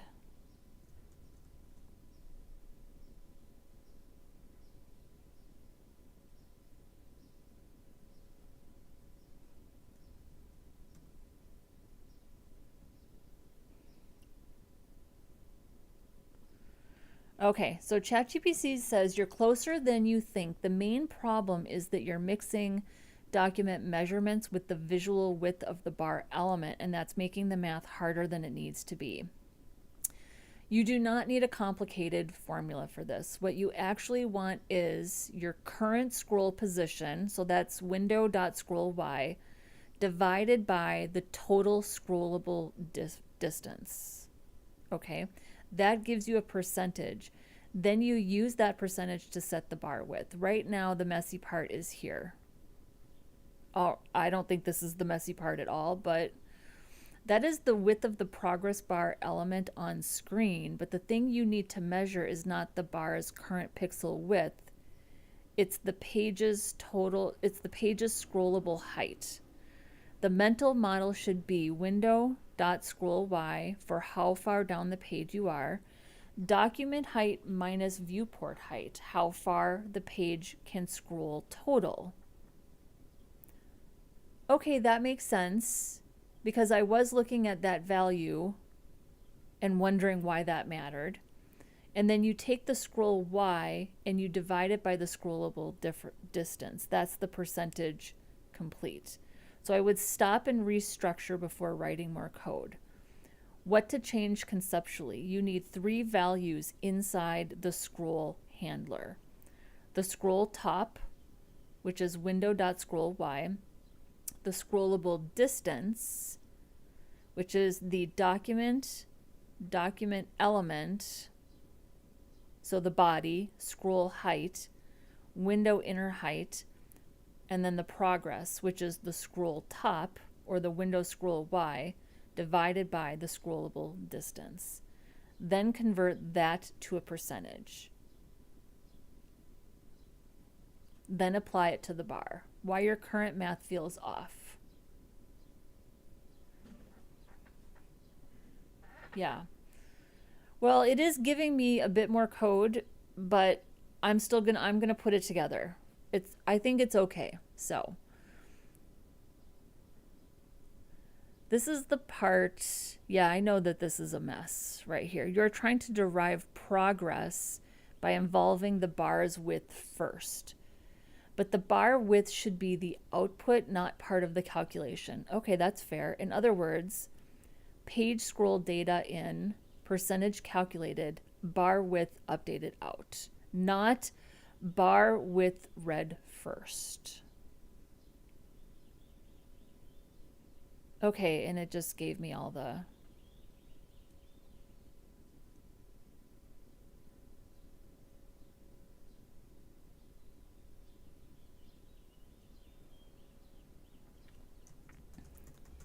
Did write the code for me. I feel like I'm being so ungrateful.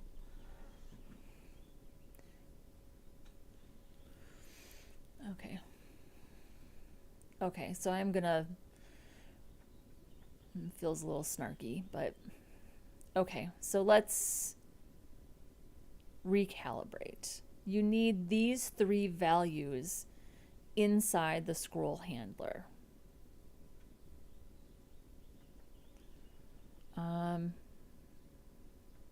Let's delete some stuff here. So I think we need the document height, and I think we need the viewport height for sure. I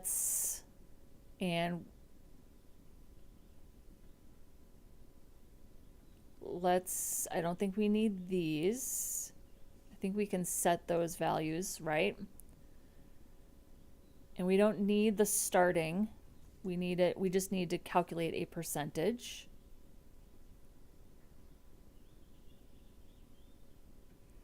I do still want to set the property, so we'll see if we can do that.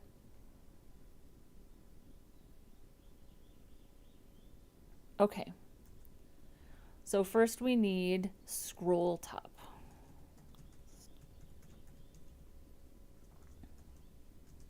Equals window scroll Y. Then we need the scrollable distance.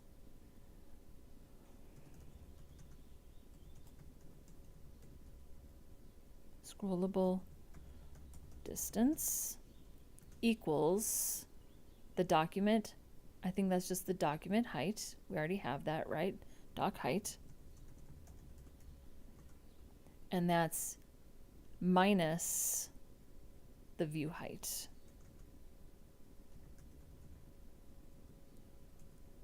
Okay. And then progress is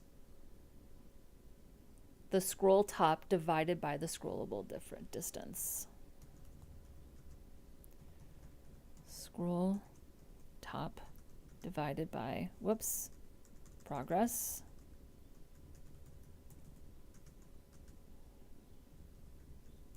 Scroll top divided by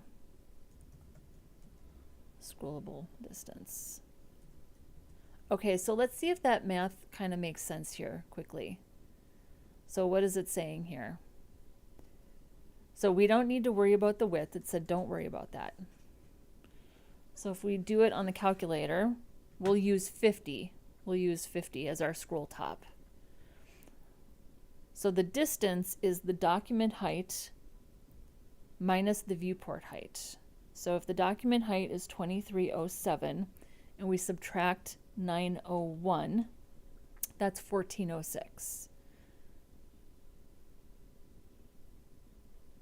And then the progress is 50 divided by the scrollable distance.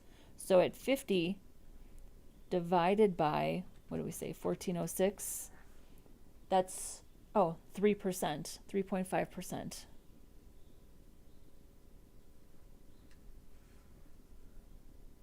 That would sound about right. If you go 50 pixels, you go about 3.5%. Okay.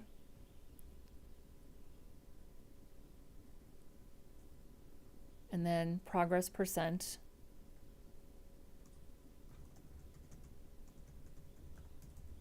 Progress percent equals progress times 100. There's our percentage. Then apply it to the bar.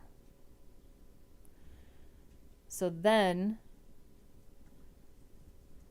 it would be this progress percent.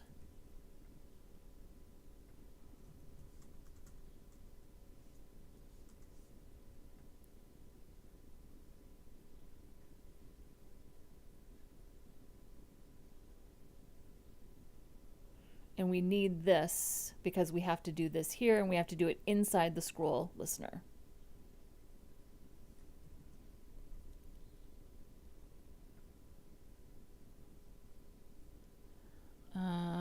Wait.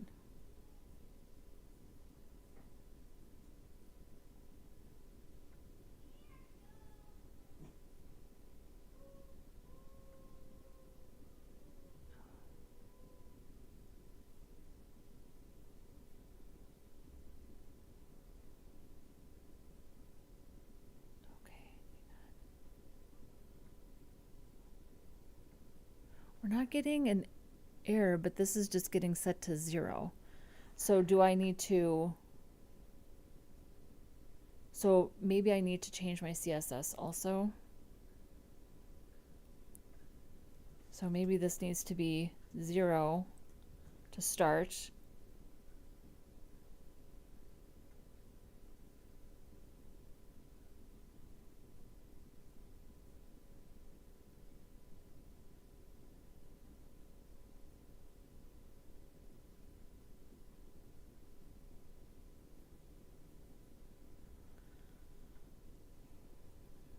Let's feel like we're so close. Scroll style. See, this is doing, this is not,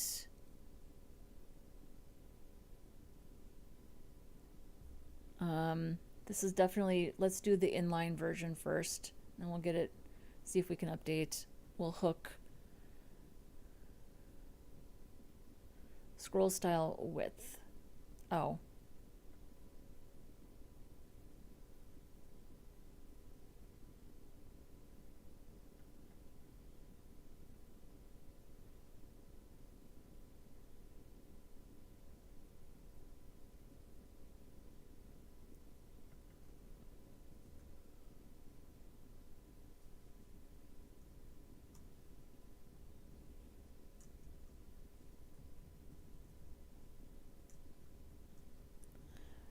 not going to let me do that.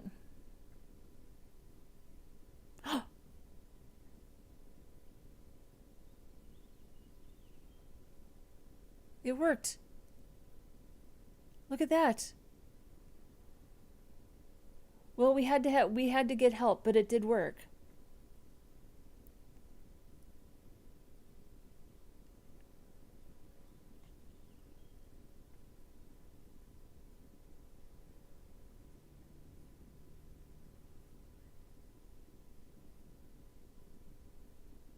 What do we think? Do you think any less of me for needing to ask for help? And we set the correct property, so let's just make sure. I just want to see it happening here. It means that we have to refresh to get the... This is a little weird tail thing. It's not going all the way to the end. But I want to, hang on, I just want to, okay, one thing at a time. I just want to see.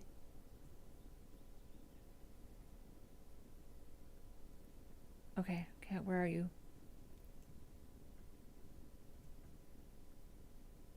Right here. Right here. So it's doing it in line.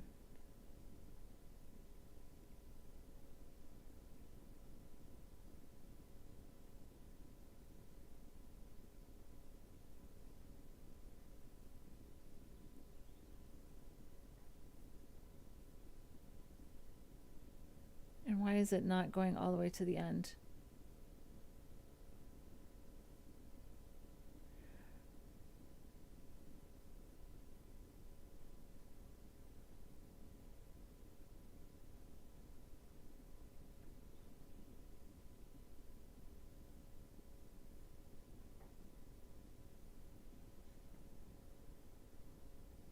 Now it says 108.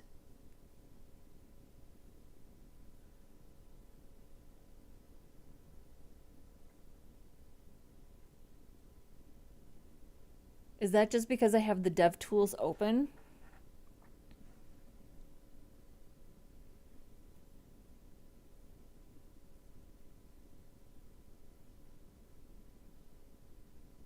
Let's pop this out where the dev tools aren't actually open and we just have the window popped out.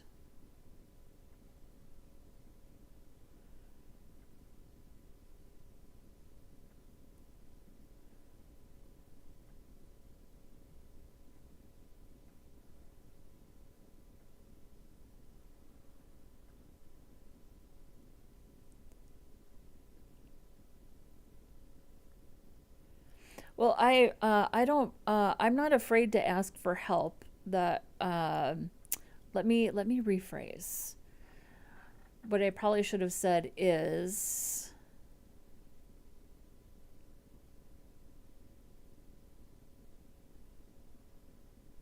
yeah, it's like way overshooting. So there's something still off here.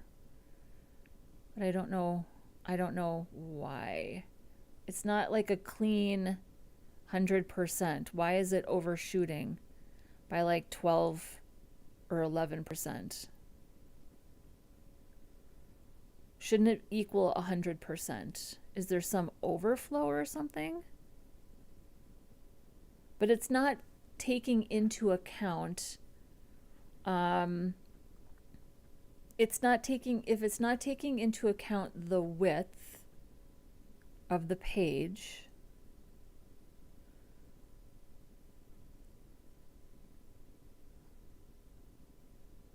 does it have something to do with the header being sticky? If the header wasn't sticky, so let's take sticky off and just make it, well, we're not going to be able to see it, but we could at least see the value. Let's see if the value,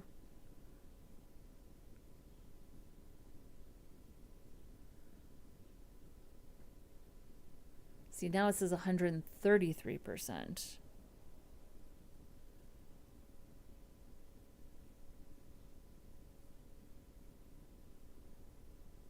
I'm going to ask ChatGPT about that.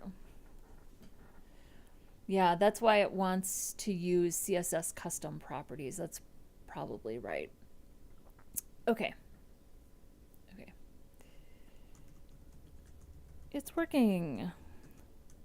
But when I scroll to the bottom of the page, it's not an even 100%. Sometimes it's less, usually it's more,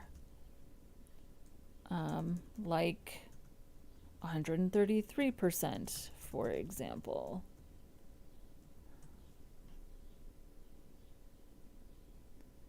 Okay, that means your logic is basically right. The percentage is just being calculated against the wrong total distance. If it goes past 100, oh, so maybe the full page height, I'm using the body as the full page height. What you want is not the full document height by itself. It has to be the full page height minus the viewport height, because you cannot scroll the visible part of the window. You only scroll the extra content beyond it. So if your formula is using something like window scroll Y divided by document height, that will be wrong. It needs to be based on the current scroll amount, total possible scroll amount. Use the full document height as the denominator. That is the most common reason.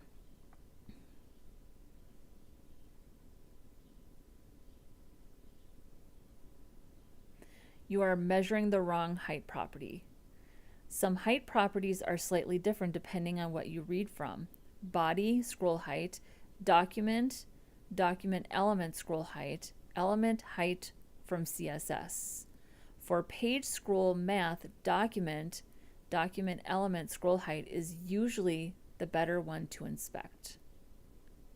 Okay, so what is document element? Is that an actual thing, or do I write it exactly like that? Your values are being captured. Okay, so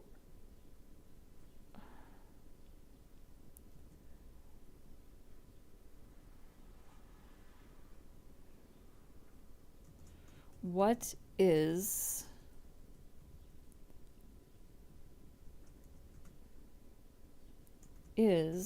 document element an element that I find and use? Good question. Document element is not something you query, it already exists.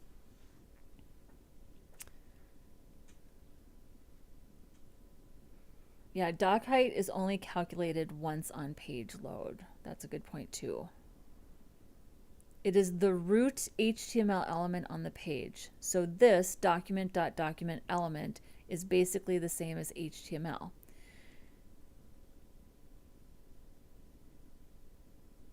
So document body is wrong, but document element is correct. Doesn't that feel weird? So we want the document element. Okay.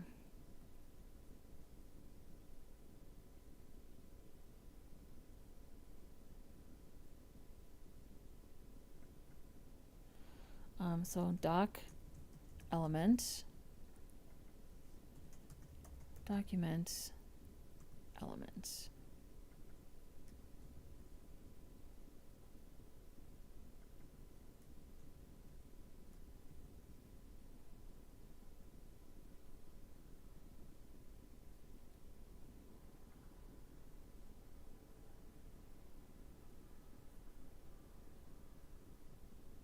So we're still like overshooting.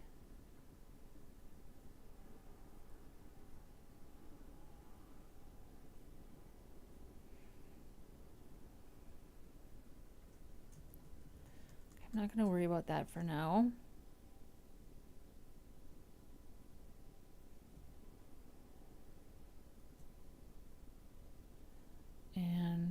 fix this.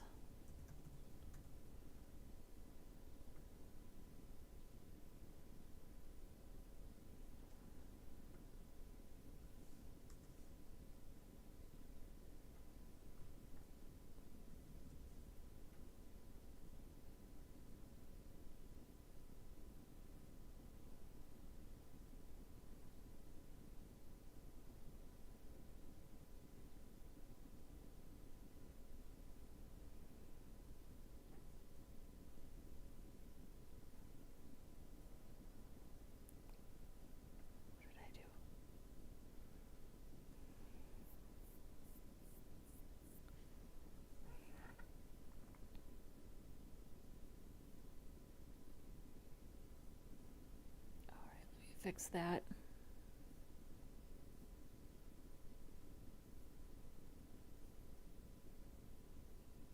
Scroll style width equals.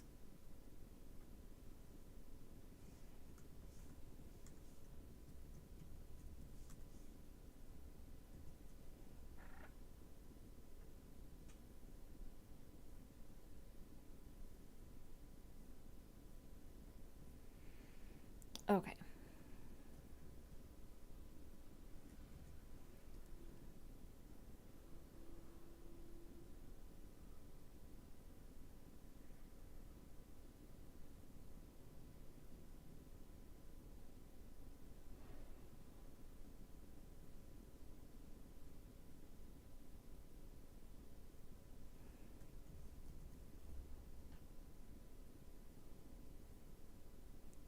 Some of these.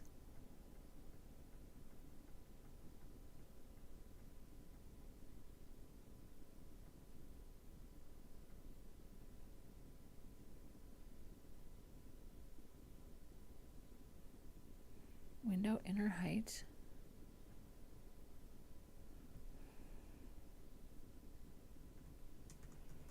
Here's my code. Still not equaling 100%.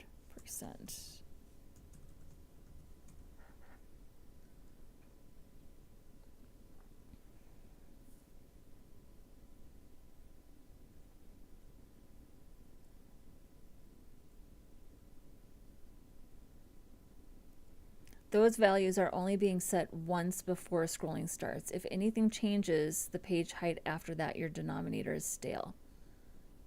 Okay, so this probably needs to be, sounds like this needs to be inside.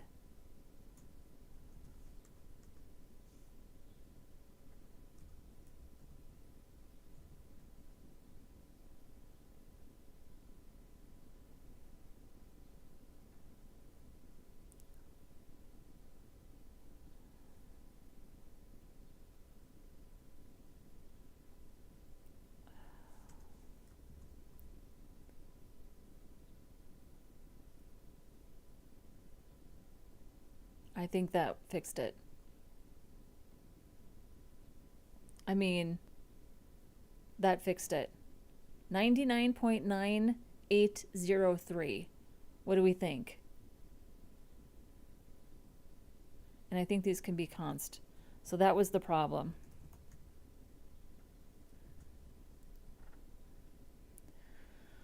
Wow. Okay, let's put some notes in here. Holy shit.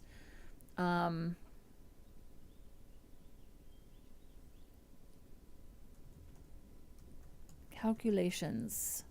Wow, this was very challenging. Yeah. Okay, so putting it inside. Okay. Putting those inside the scroll listener fixed it.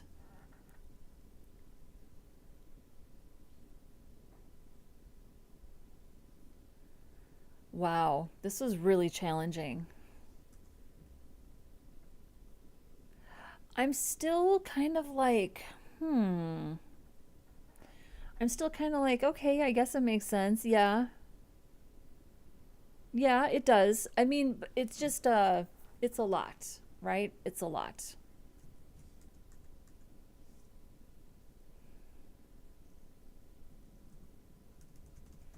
Listen for the scroll. Wow.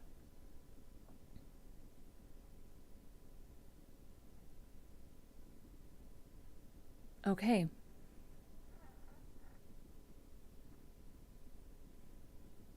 So let's...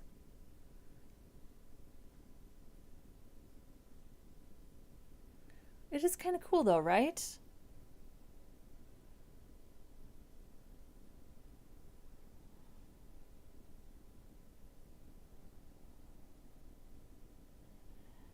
Yeah. But this is good. This is pretty cool. So we didn't... so what are the nice extras that we didn't do? Make the bar fixed to the top of the viewport. We did that. Animate the width changes smoothly with CSS. Yes.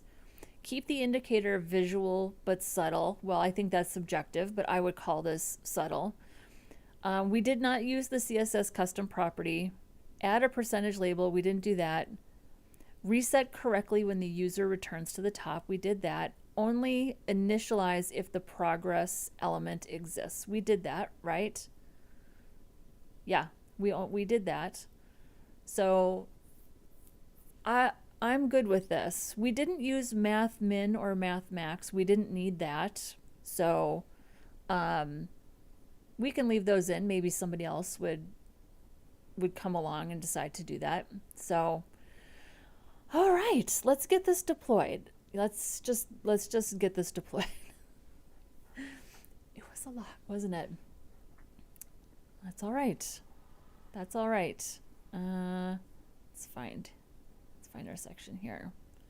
Okay, so we don't need this. The HTML is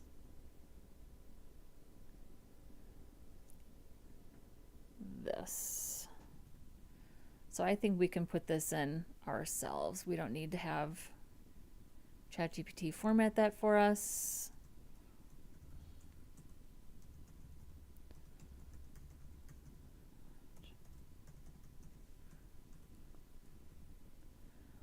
So we're gonna do this, this, this, and this, and we'll just say and less than, and let's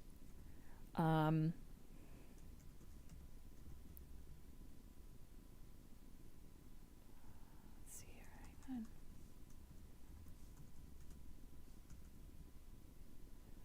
Put this last in the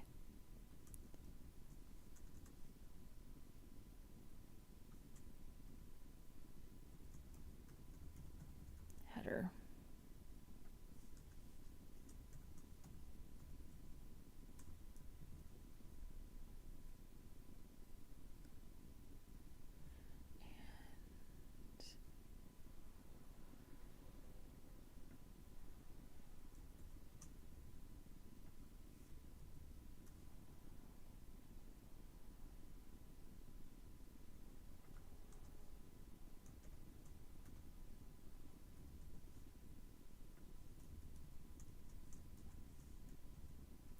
Why are you doing that? Oh, this. That's why. There we go. Okay, perfect. And then let's add a couple of NBSPs.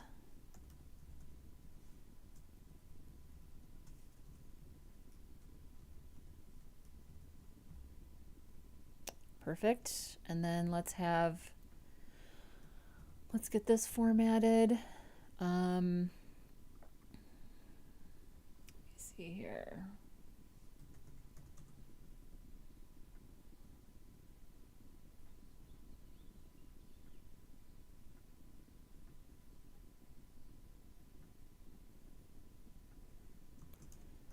Please format this JavaScript.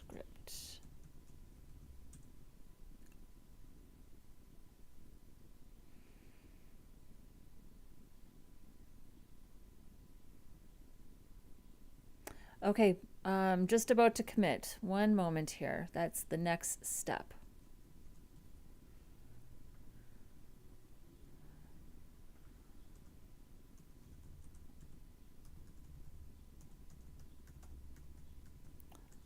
Language JavaScript.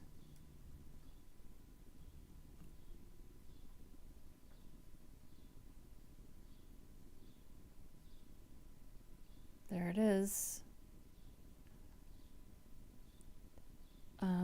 Yeah, I'm gonna add a few of these things site-wide. I need to do a little, like, I guess refactoring or organizing, and I'm going to implement some of these things site-wide for sure. Okay.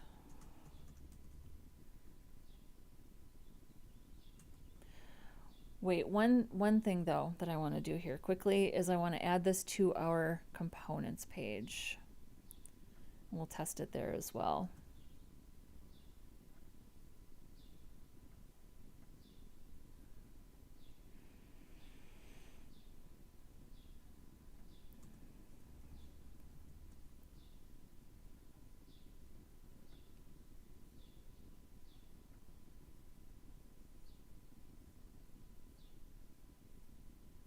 See, and it's a different speed because it's a longer page. I think I absolutely have to add this to every page. I love it. It's so cute. Okay. FileZilla. I will get this, and I will also commit here in a second.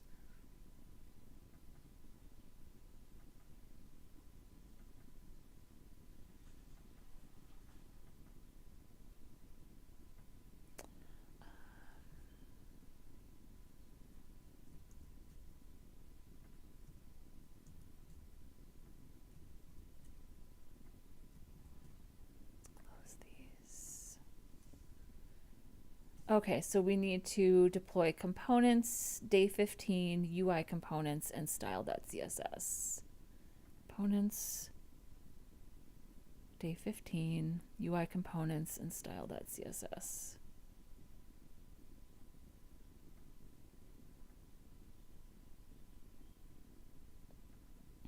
All right.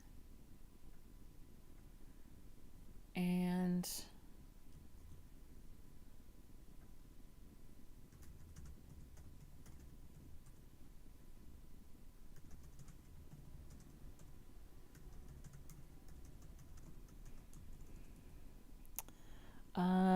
this is the markup and JavaScript for scroll progress indicator.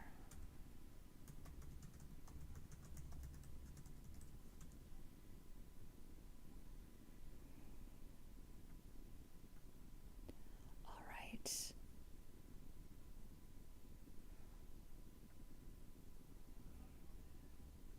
Turn off live server and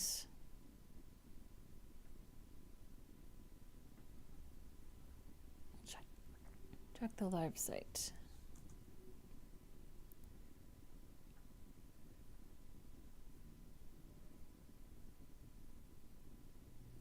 Nice.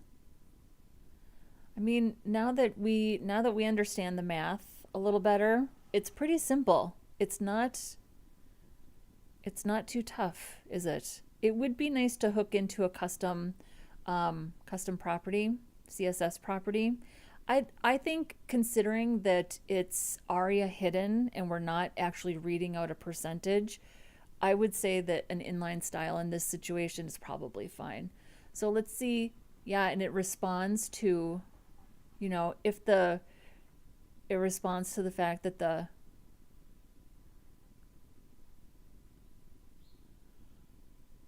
yeah, that's cool. So this I did not know about. So document.document element is the HTML element. And I think it's interesting that that's so wildly different from getting the body.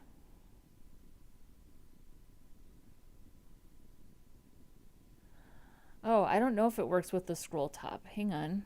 Is it... See, I don't have it on the UI components page yet. I'll get everything added. I didn't add the stuff from yesterday yet, so I'll get everything added and I'll have it ready to go tomorrow, and we'll check the UI components page to make sure everything works together. So, yeah. Yeah, I'm kind of curious what the LLM had in mind involving min and max. Who knows? Um, who knows? But this works. I'm going to add this to every page. I am going to add scroll to top to every page. I don't know if I'm going to get it done by tomorrow, but I'll at least add it to this UI components page before tomorrow. So, yeah.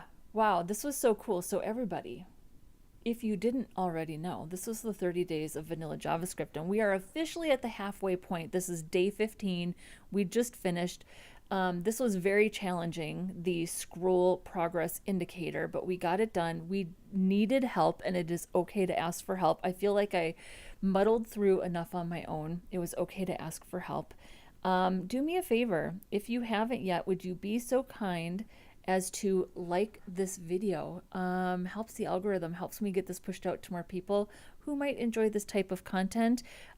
Subscribe if you're not already. If I'm not in the middle of a 30-day sprint, I'm generally here 4 days a week, Saturday, Sunday, Tuesday, Thursday at 10:30 a.m. Central Standard Time, give or take. It's been like 10:45 the last few days, but you know, we're still showing up, we're still getting it done. I do have one thing that I'm changing. Let me go back here and show you this. I have one thing that I'm going to change. So day 18 is keyboard accessible drop-down menu, and I've actually decided not to do that anymore. I've decided to do something different instead. We are going to load a YouTube iframe video on click. So not on page load, but on click. It's the thing I was talking about at the very beginning that I was working on my personal website this morning.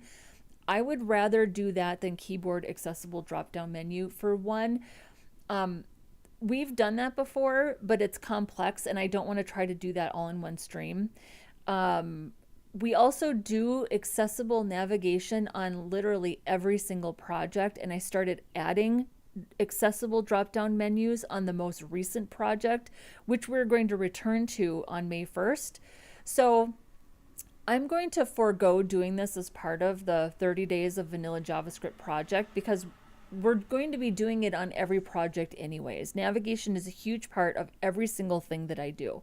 So day 18, I'll swap this out today, is going to be an on-click event to load a YouTube iframe video and to make it really modular. So I came up with a great system this morning, and that's what we are going to do instead. Thank you to Malik Robinson, our mod in the chat. Osloy and Nano Okia, you guys were amazing today. Thank you so much for hanging out with me and cheering me on.